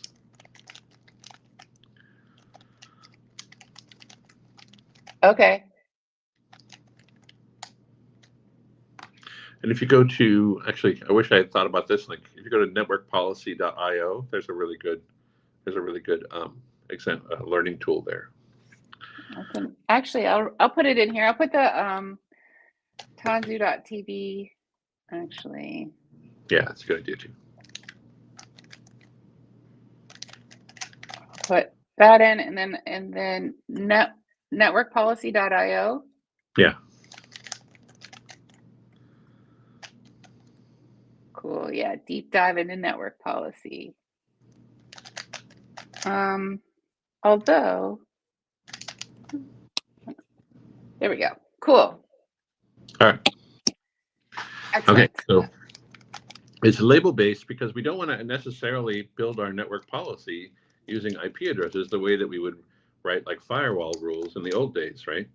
Because and the reason we don't want to do that is because of the same pod IP problem that we talked about. We don't know what the pod IPs are going to be. So we have to have some other mechanism for identifying those pods as it relates to network policy. And one way we can do that is by labeling pods and then using those labels as a way to define them in our policy. I have a question. Yeah. I've done a series on policy tools, and it seems like a lot of policy tools can handle network policy. Like, when do you want to use the Knative network policy object versus use a CNCF project, like a third-party tool to do network policy? So here's the difference. So this is actually similar to the load balancer problem. There's Uh-huh. nothing by default that implements network policy. Okay, got it. Uh-huh. So who is going to do it for you? Okay. Right? And typically, network policy is actually most often solved by a CNI implementation. So it could be Cillian, could be Calico, could be like, any of these things, Entria, etc. But your CNI is usually going to implement network policy. But it raises a good point. Like if you brought up a CNI that doesn't support network policy, think something like Flannel, for example, you would still be able to write network policy, but it wouldn't do anything. No native Kubernetes controller. So it's generally implemented, so the network policy object is generally enforced in the cluster by a CNI implementation. Yes.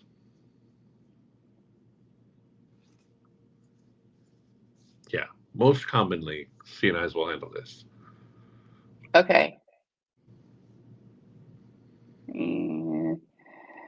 And we have some, let's see, we have some, back for a short bit, is that a whiteboard and are you mirroring? I'm not mirroring, the camera's just flipped. So I'm not quite the, I do love not this quite the effect, superhero. so freaking cool. I love it. Yeah, the NARC is most commonly implemented by CNI, by a CNI. Yeah. Cool. So I don't think we have a good broad definition of what exactly a CNI is. Can we do that? I love that statement all by itself, actually. Yeah, because just it like so period. That's how things. it is in life. Yeah. Yeah. A Do CNI you want to say Go ahead. more about network policy before we do the CNI definition? Yes. Okay. I will say a couple more things about it, just Okay. to make sure that people understand how it works. So, when implementing CNI, or sorry, when implementing network policy, when you define any rule, it becomes, so like by default, with no network policy implemented, all traffic is allowed. The moment that you have a network policy that matches traffic that you care about, any other traffic that is not defined by that network policy will be dropped. Okay. So it becomes, it moves the model from allow all to deny all with exceptions. So if you have even one little network policy about one thing, the whole cluster model changes?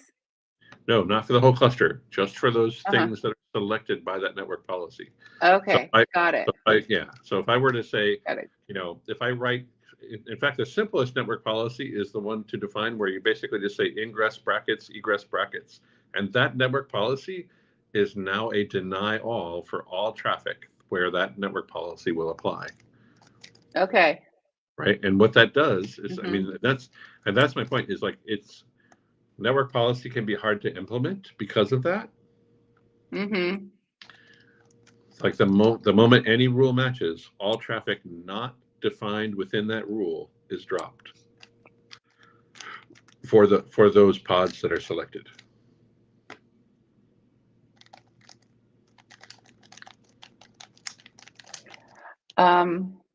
Repeat that. The moment any rule matches, all traffic not covered by that rule. Okay. Is dropped.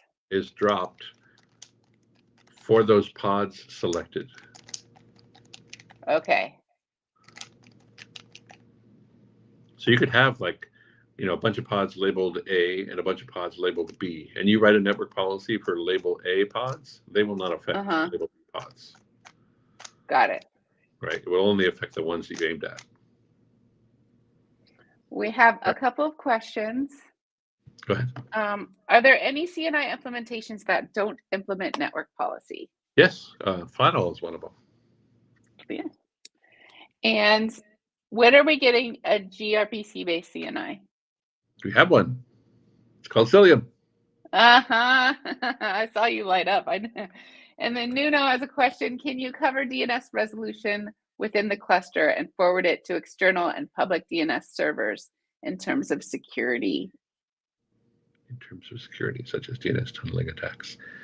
I'm thinking that's a little bit outside of our space So challenge.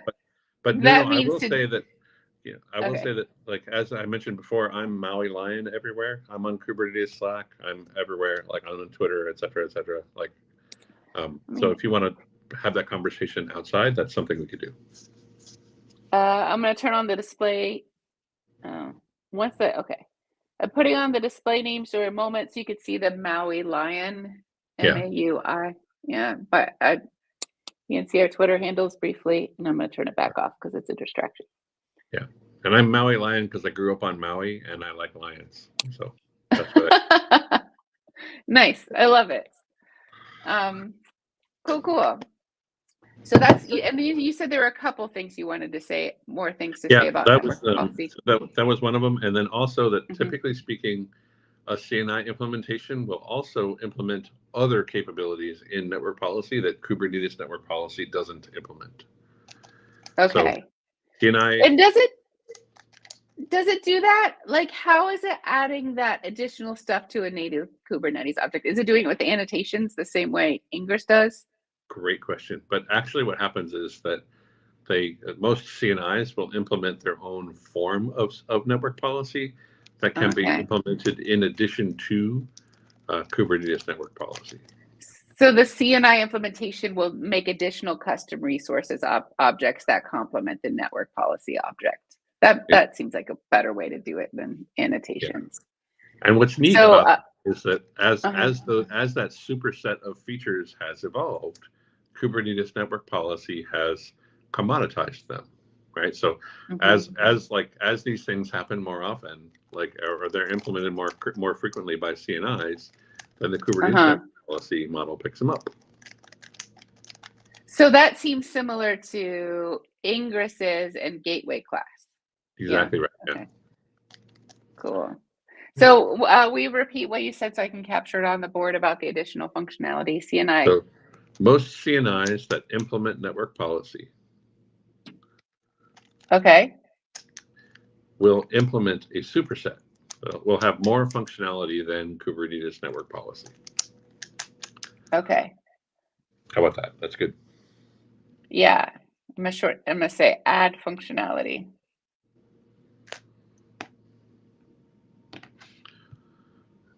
Excellent. Yeah, you're not the only one.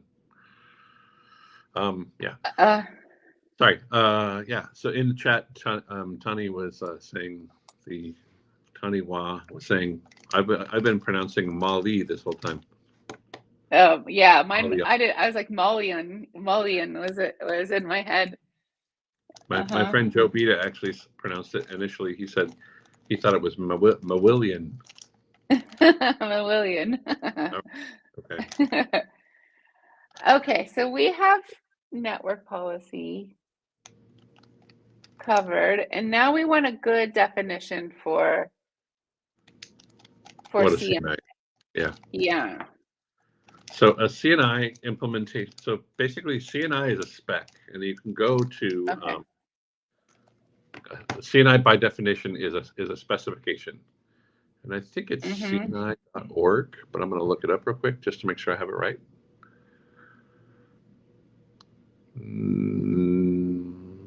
No, hold on. Is it a Kubernetes networking implementation, or is it just a general networking? He's gone. Oh, you're here. It's not just Kubernetes, actually. I mean, so Mesos eventually implemented the CNI spec. Things like HashiCorp's container orchestration system, they implemented as well. Like, what is it called? Nomad can use a CNI. Like all of these other tools. Once that interface was defined, people were like, "Yeah, that's great. We will just adopt that." But that specification can be found at container networking /CNI in GitHub. Do you want to put it in the private chat and then I'll post it to the I will do that. to everybody? Specification. Chat. Okay. 1 second.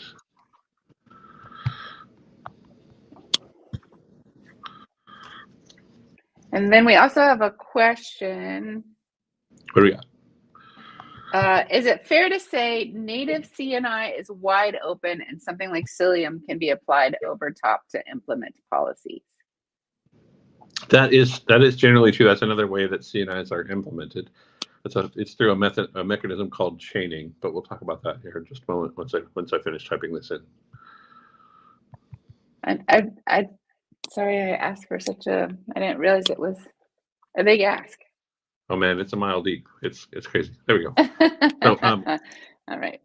Yeah, so container networking interface is a spec, and it basically defines the mechanism by which the kubelet or whatever agent you have will talk to this piece and get an IP address and configure it and all of that stuff.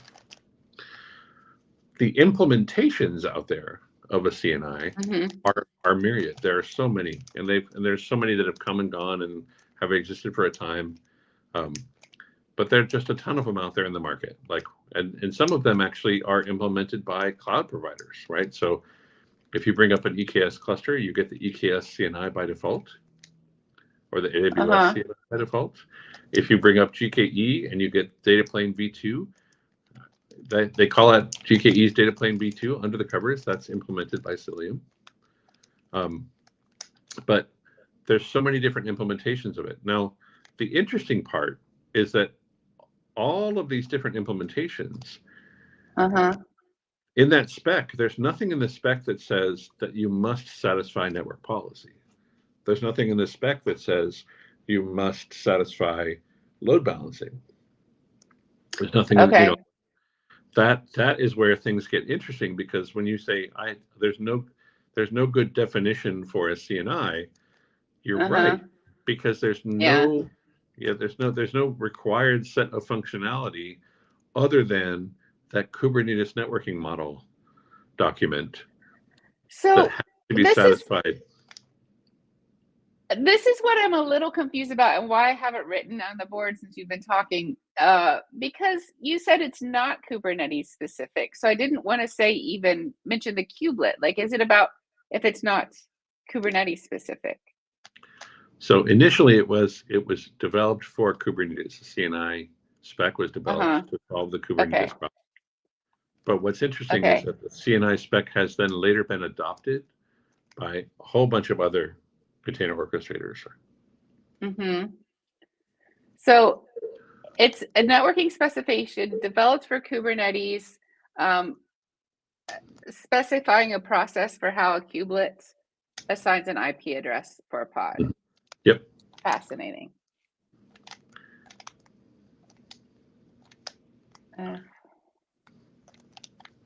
That's what the CNI is. But then the implementation of that is everywhere. Calico, Cilium, Weave, Antria, like so many different things. And and then all of the different implementations probably add their own functionality on top of this basic spec. And some of them do things like a huge portion of them will satisfy network policy as a table stakes kind of thing. But there's no requirement in the CNI spec that they do that.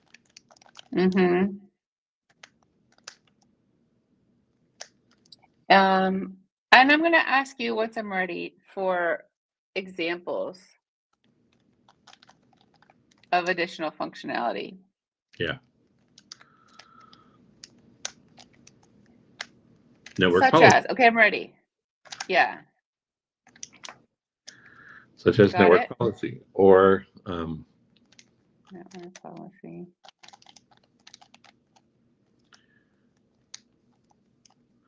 Load balancing.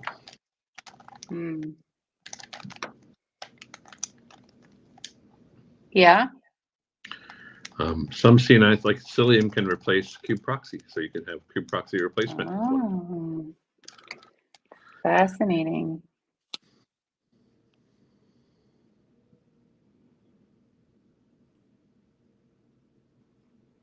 Okay.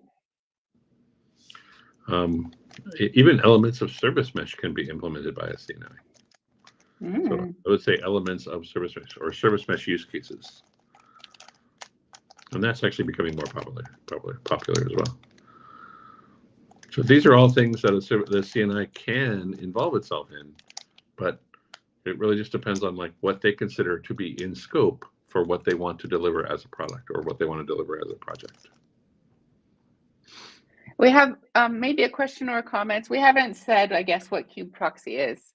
Kubeproxy is what runs on every node in a cluster to route traffic that arrives at that node to the appropriate backend pods. Is that correct?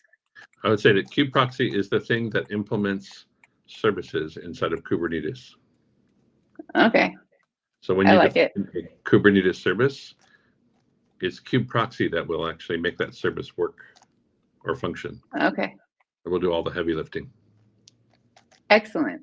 Fascinating. And then Tani says kubeproxy used to open sockets and do a copy before IP tables mode was implemented. That is beyond my understanding. Kubeproxy used to open sockets and do IO copy before I put. Yeah, that's true. Actually, that's like definitely digging into the history of it, though. Like kubeproxy has had a long road in solving the challenges that it has. But at the time, like services were implemented differently. I feel like every component of Kubernetes you could say like it's been a long road for it to solve the problems that it battle tested. Yes. Yeah. The other thing that's fascinating to me about the Kubernetes, project in general, to your point, is that like we actually used to say, like both at CoreOS and at Heptio, that there was batteries included but swappable. Okay. And that means that, and what that means to me is like this CNI thing, right? You could pick any CNI. What problems are you trying to solve with a CNI? That, and does the CNI that you're evaluating solve those problems? Yeah. Right. Like it could be anything. And the same thing for you could even replace the controller manager or functionality that the controller manager handles. You could customize the scheduler inside of Kubernetes to do particular things for like batch jobs, which are different than other things, right? Like you can implement Kubernetes and swap everything out, so you're not actually running any native Kubernetes. Yeah. Like Frankenstein. There's an implementation of the kubelet that actually, instead of implementing containers, implements WASM. WASM modules, yeah. Right? Yeah. Like, wow. Like all of these things. It's like, and to be able to, the thing that really blows my mind more than almost anything else in that scenario is to define this relatively complex distributed system in a way that's flexible enough to allow for that. Yeah. It's amazing. Like, like what did you say earlier? A ballet. It's a ballet. But it's amazing. Tony West says all the different Kubernetes components have histories like humans when we all work together. It's nice. Exactly. Yeah. Together we get the job done. We do. The power of community. The power of the Rubik's Cube community too. That's right. What do you want to say with this last little bit of board space? Look at my little floating head in the box. I will say that cube.academy is a thing. That's a great resource for learning more about these things. I actually worked on some of the content in that particular website. Got great stuff in it. Cool. I'm Maui Lion everywhere. Feel free to reach out. If you see a guy with a hat like this, looks like this guy, I love meeting new people. Yes, me too. If you see my big smiling face that I can't put away. Actually, both of us, both Duffie and me, we always have cool stickers with us too. So if you see us at KubeCon, yeah, get a sticker. His is an awesome like goose sticker, and I have one that says "All clouds are broken," which is one of my favorites. yeah, mine is like spider rainbows and just goofy illustrated stuff. Yeah. And Tani says, I can wear the hat, but I can't grow the beard. Yeah, Tani's going to be there too, apparently, as a Duffie impersonator, but maybe you can. I love it. Nice I've actually only run across one other Duffie in my life, and this is another funny story, but like I had, for a long time, I used to do Renaissance fairs for a living before I got into tech. Cool. Well, when you say do them for a living, what would you do at them? I would either work for the show itself and handle things like security or ticketing or something like that, or I would actually work for one of the vendors at a Renaissance fair. I sold chocolate. I used to blow glass. I did a bunch of different things. Cool. Sold jewelry awesome. and a bunch of things at different Renaissance fairs. But because of that, I had, and my personality, like I knew a lot of people at these particular Renaissance fairs that I worked at for like 5-6 years. Like everybody knew who I was. And at some point, decided not to do Renaissance fairs anymore. I was kind of like burned out on it, and I wanted to go explore tech and like get into other stuff. And then a couple of years after that period, I come back to the Renaissance fair that I'm really, one of my local ones that I usually go to, and I find out that there's another Duffie. And the way that he showed up, he was like, he walked up to the back of a nail stand or a booth and knocked on the door, and they said, "Who is it?" And he said, "It's Duffie," and they let him in. Because they thought it was that is you. so he was like riding on my reputation for like quite a while, but he was actually a really cool guy. Like Duffie so far seemed to check out, so that was good. Totally hilarious though. Leverage your good name, which is that's great though, as long as they're holding it up, upholding the standard. All right, I'm going to do a recap of everything we've talked about. I'm leaving this little bit of space in case there's something we want to say. Wait, I do have a question about what are the best tap resources. This is a VMware Tanzu specific question. So if you want to reach out to me on LinkedIn and DM me, I'll get back to you on that. And Cube Academy is a good one. Cube Academy, yes, definitely. And then we found the Mac conflict. I don't know what that is. Maybe that's from Tani to you, Duffie. Remember we were talking about broadcast domains? Yeah. Okay. So let's go over everything we've learned today, everything I've learned, which is a vast amount. So before Kubernetes, virtual machines and hypervisors were becoming super popular. And so virtual networks were created to be able to network together virtual machines. So there's also an open virtual switch, which is a virtual network switch that was in the Linux kernel that would help connect VMs to each other. So the old way it used to be done, look how big I was writing at the beginning. I didn't know it was about to come. The old way it used to be done on the physical or virtual machine, there'd be more than one app running. So we have a cat app and a cow app. And if you want to access that app, you need to know the IP address of the host machine and you need to know the port number. So, and even so this is true of when before and after applications were containerized, it was still referenced by port number. Yeah. So what the problems that arose from doing it this way is that there's a limited number of port numbers and on a machine, and you also have to understand the status of the port numbers, like which ports are currently open, which ones are in use. And it also doesn't scale well once we're doing this distributed model where we're using a lot of different machines, and each one we have to know the status of their port numbers. Yeah.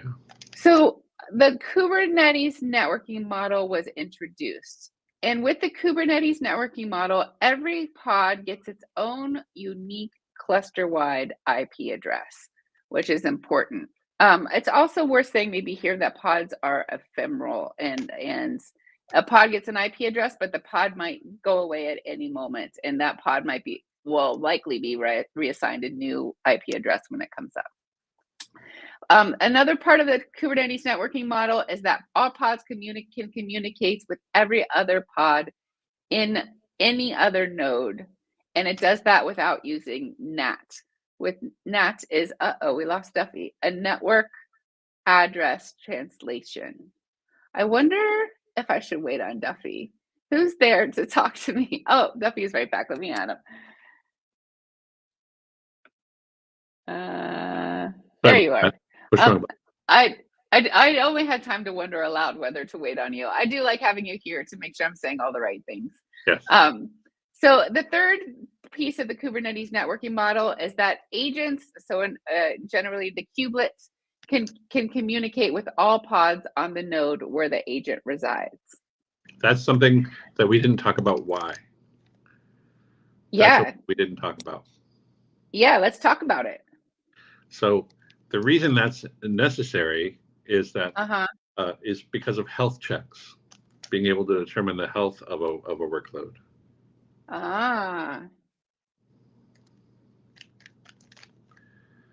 Right. Most commonly, that's the reason. Like you might define in your pod a port or a particular path in your application that could be accessed by that agent to determine that your application is healthy or not.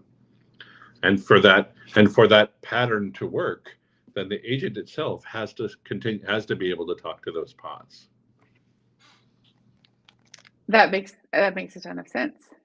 Sorry. So then this whole section is as we started throwing acronyms around, I just had a place to collect them. So I'll keep referring back to it. But basically, we talked about how when you set up a cluster, how do IP addresses get defined? Mm-hmm. So we talked about what's called a CIDR block. CIDR stands for classless interdomain routing, but it's basically a collection of contiguous IP addresses. So when you set up a cluster, the human assigns a pod CIDR, so like a block of IP addresses that are meant to eventually be defined given to pods, and then a service CIDR, which is a block of IP addresses that are meant to eventually be given to services. I have a question. How does the human know how many IP addresses to put in each block? It comes down to design. So when you are laying out your initial design, you're going to say, I'm going to bring up a Kubernetes cluster and it's going to have 500 nodes. And I'm going to allow for 255 pods per node. Then you have to do math and figure out, okay, well, how many IP addresses is that total? And how big a block should I assign? Or in some cases, how many different blocks? Because it doesn't have to be one contiguous block. It can be multiple of them that you assign if it comes to it. That makes sense. Yeah. So then once the human figures out those CIDR blocks, and that's part of what the input is to their Kubernetes creation tool. And there are a ton of those, so that's not relevant. So we're not going to get into it. Yeah. But basically the creation tool makes the cluster. And as part of that process, the controller manager gets the CIDR blocks. Yeah. And then the controller manager uses IPAM, which is IP address management, to break the smaller CIDR blocks into smaller CIDR blocks and give a block of IP addresses to each node. Yep. This is just to a quick aside. This is just one way to do it. Like this is like the historically accurate way of doing it. But in today's world, there are times when the controller manager doesn't do this work at all. That it's all handled by the CNI. But historically, that's how we've done it. I think there's almost no like flat statement that you could make in tech period ever that's true. Everything has just like the little caveat at the end. Absolutely. Yes. Yes.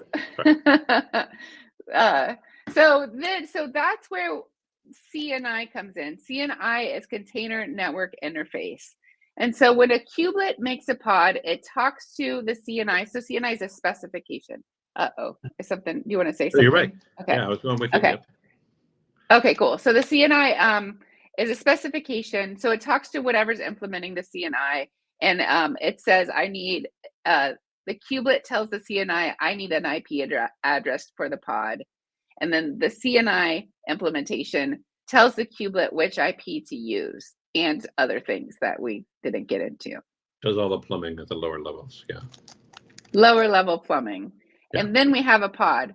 So when a kubelet makes a pod, it not only talks to CNI for an IP address, but it's also talking to CSI for whatever storage resources it needs. So container storage interface.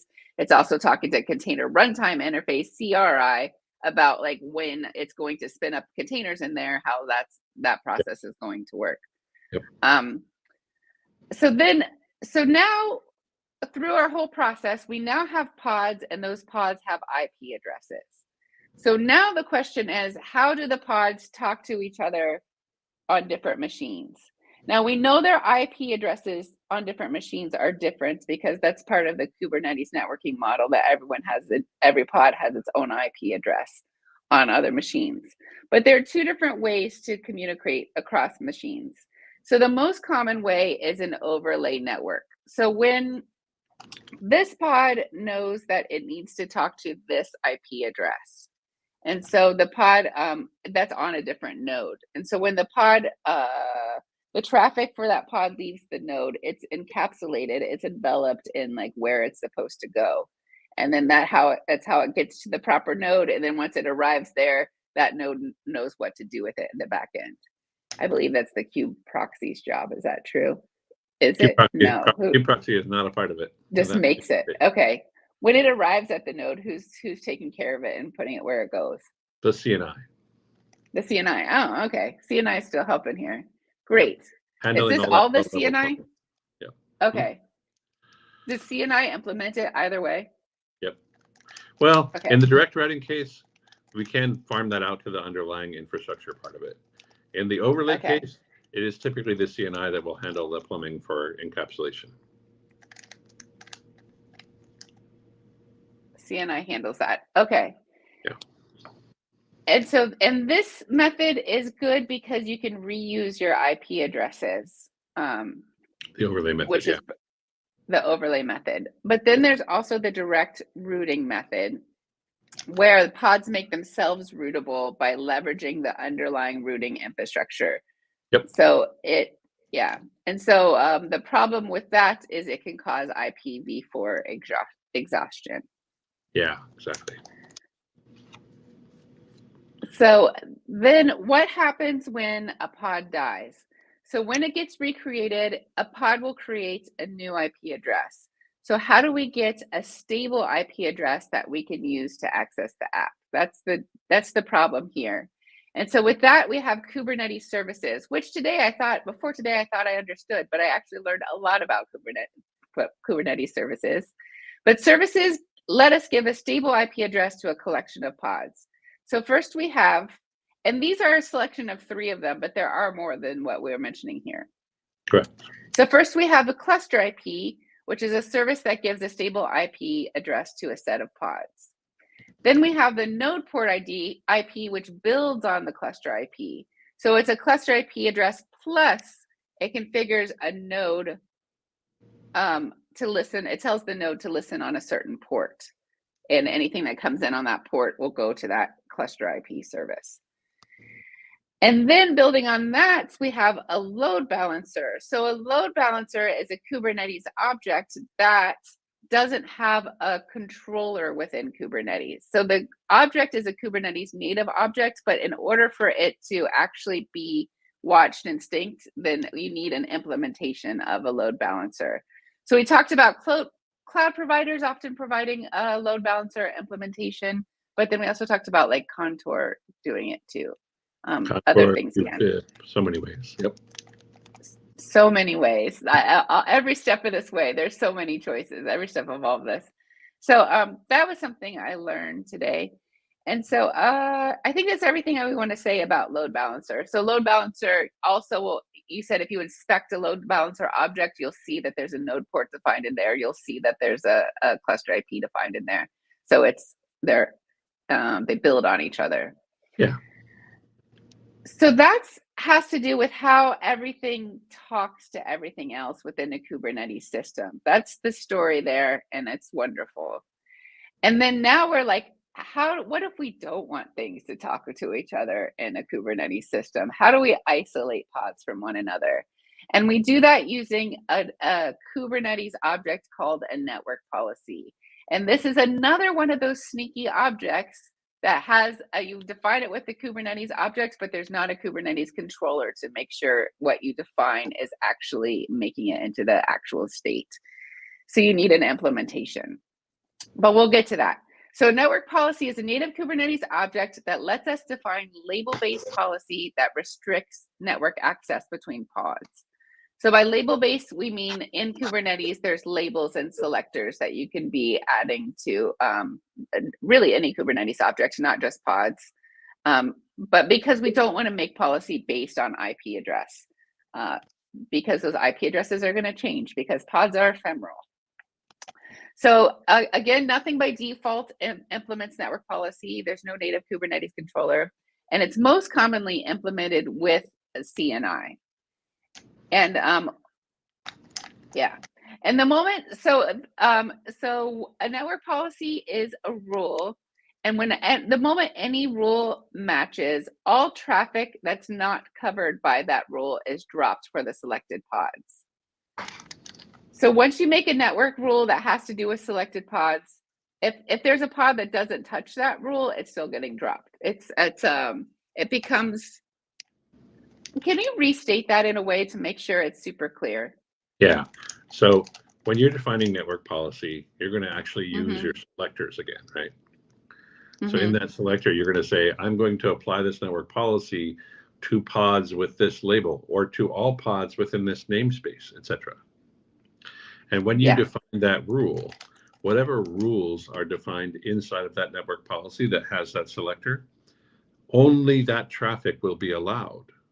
Any other traffic that is not covered by that rule set will be dropped for those pods addressed by that selector. So if it's within the namespace, then all traffic in the namespace will be dropped. But if it were only like focused only on some specific pods in that namespace, then all of the rest of the pods in that namespace are fine. They're going to continue to be able to pass traffic because they weren't selected by that rule. That makes a ton of sense. Yeah. So most CNIs that implement this native Kubernetes network policy object will add additional functionality to it. And it does that, they'll do it by having their own custom resource objects, generally. Be like Calico network policy, Cilium network policy, and Tria network policy, etc. Yeah. Do they do it in addition to like to supplement the network policy or like to replace it completely? Supplement? Okay. Yeah, in fact, most people, like most of the time we say that that additional functionality is a superset of it, right? Because it'll definitely satisfy all of the same use cases that Kubernetes network policy satisfies, but then there's more functionality on top of it that it can also satisfy. So with Cilium, for example, you can write network policy that allows you, that is based on the fully qualified domain name that is the target. And in that way, you can say, I want these pods to be able to talk to star.foo.com, but I only want them to do gets and puts. I don't want them to do any like posts or anything like that. And you can implement that in Cilium network policy natively. Right? Okay. Kubernetes network policy has no concept of that at all. And we talked about how an ingress object is a native Kubernetes object that also needs additional functionality, and how that's what Gateway API is rolling out some extra objects, a specification for how to add extendability among other things. Yeah. In that context, what we were talking about was like, so the ingress object took forever to actually move from beta to stable inside of the Kubernetes ecosystem. And the reason for that was that although it was useful, people were using it, obviously, right? The problem was that we never really felt comfortable with like all of the different annotations and everything else that were necessary to make ingress really functional for people. Yeah. But we learned a ton. And so the question was, well, now that we know what the ingress object could be, like when we learned all the different use cases for what an ingress object could be, how can we define that as an API? Yeah. Right? Instead of just saying like, this is your ingress object, these are your simple backends, And then here's a bunch of annotations that cover like how we handle routing. Perhaps we actually turn that into an API. That's where Gateway API shows up, is that we've said it's like Ingress v2 or Ingress v3 really at this point. It's like finally getting to the point where we're starting to take those use cases that are more complex and figuring out a way in the community to define an API to address those things. It's beautiful. Just adding a new move to the ballet. Yeah. So then at the end, we tried to come up with like a container, like a definition for container network interface. So really it's a specification, and what it needs to do is specify a process for how a kubelet assigns an IP address to a pod. That's what it does. But all the implementations add additional functionality to that. So a lot of implementations might add network policy. They might add the load balancing. They might do a kube proxy replacement. They might incorporate elements of service mesh. So when you say a CNI, you could be meaning very different things. Like CNIs seem to be very different from one another. And also when you say a CNI, what you really mean is a CNI implementation. Yes. Yeah, that's right. Yeah. Yeah. And the lingo that I'm learning today. Yeah. And so then you recommended Kube Academy is a great resource if you want to learn more about Kubernetes networking. Yep. And also Echo office hours and, reaching out to both of us and like learning more from us. So, yeah. Yeah. When you say Echo, ECHO. Yeah. Someone just Google Echo office hours. Yeah. And that's actually where we talk about like Cilium and Kubernetes networking and all the other different things that we're working on with eBPF. But it is also just a really great resource. I host a thing there like every alternate week where I talk about some particular cool stuff. Nice. So there's some ways you can learn more. And we have a comment. Oh no, today it's just been rude. We have a comment though. Yeah. What is the comment? Ask about SCTP support if you want to ask a curveball. If anyone other than Maui Lion, I wouldn't mention that, but I know you'll know. So what is SCTP reports? I think support. I think I want to punt on that. I think that's yeah. We're at the very end. Oh, we lost you too. Or did you? No, I'm here. Okay. Oh, very nice. Do you know what we do at the end is dance? It's pretty sad that my browser lost connection to my camera. Rude. Do you know what I'll do? I'll just use my laptop camera. Okay. I'm just gonna unplug from the light board. We can do this. I can dance. No one's gonna stop me. And no, my browser doesn't want to work with any of my cameras. Is it worth a browser restart, or should we just play the music and watch you dance and say goodbye? I think we can play the music. I think we can play the music. Okay. Oh, you're welcome. Okay. I thought I was. No. Oh, here's an idea. Watch this. I can add a stage. I'm taking my iPad on the stage. Oh. The problem is you won't be able to hear me. So goodbye to everyone. Let me start cam. Haha. Okay. And we get the view. I'm gonna play the music and everyone, thank you so much for being here. And thank you for sharing your time and attention, viewers and people watch the recording. And Duffie, you're such a gift, Duffie. Thank you so much. Thank you. And let's do our dance. Bye, everyone. Yeah. Bring it. Duffie, bring it. Awesome. Bye. Have a great day. See ya. Say hi at KubeCon if you see either of us. Definitely.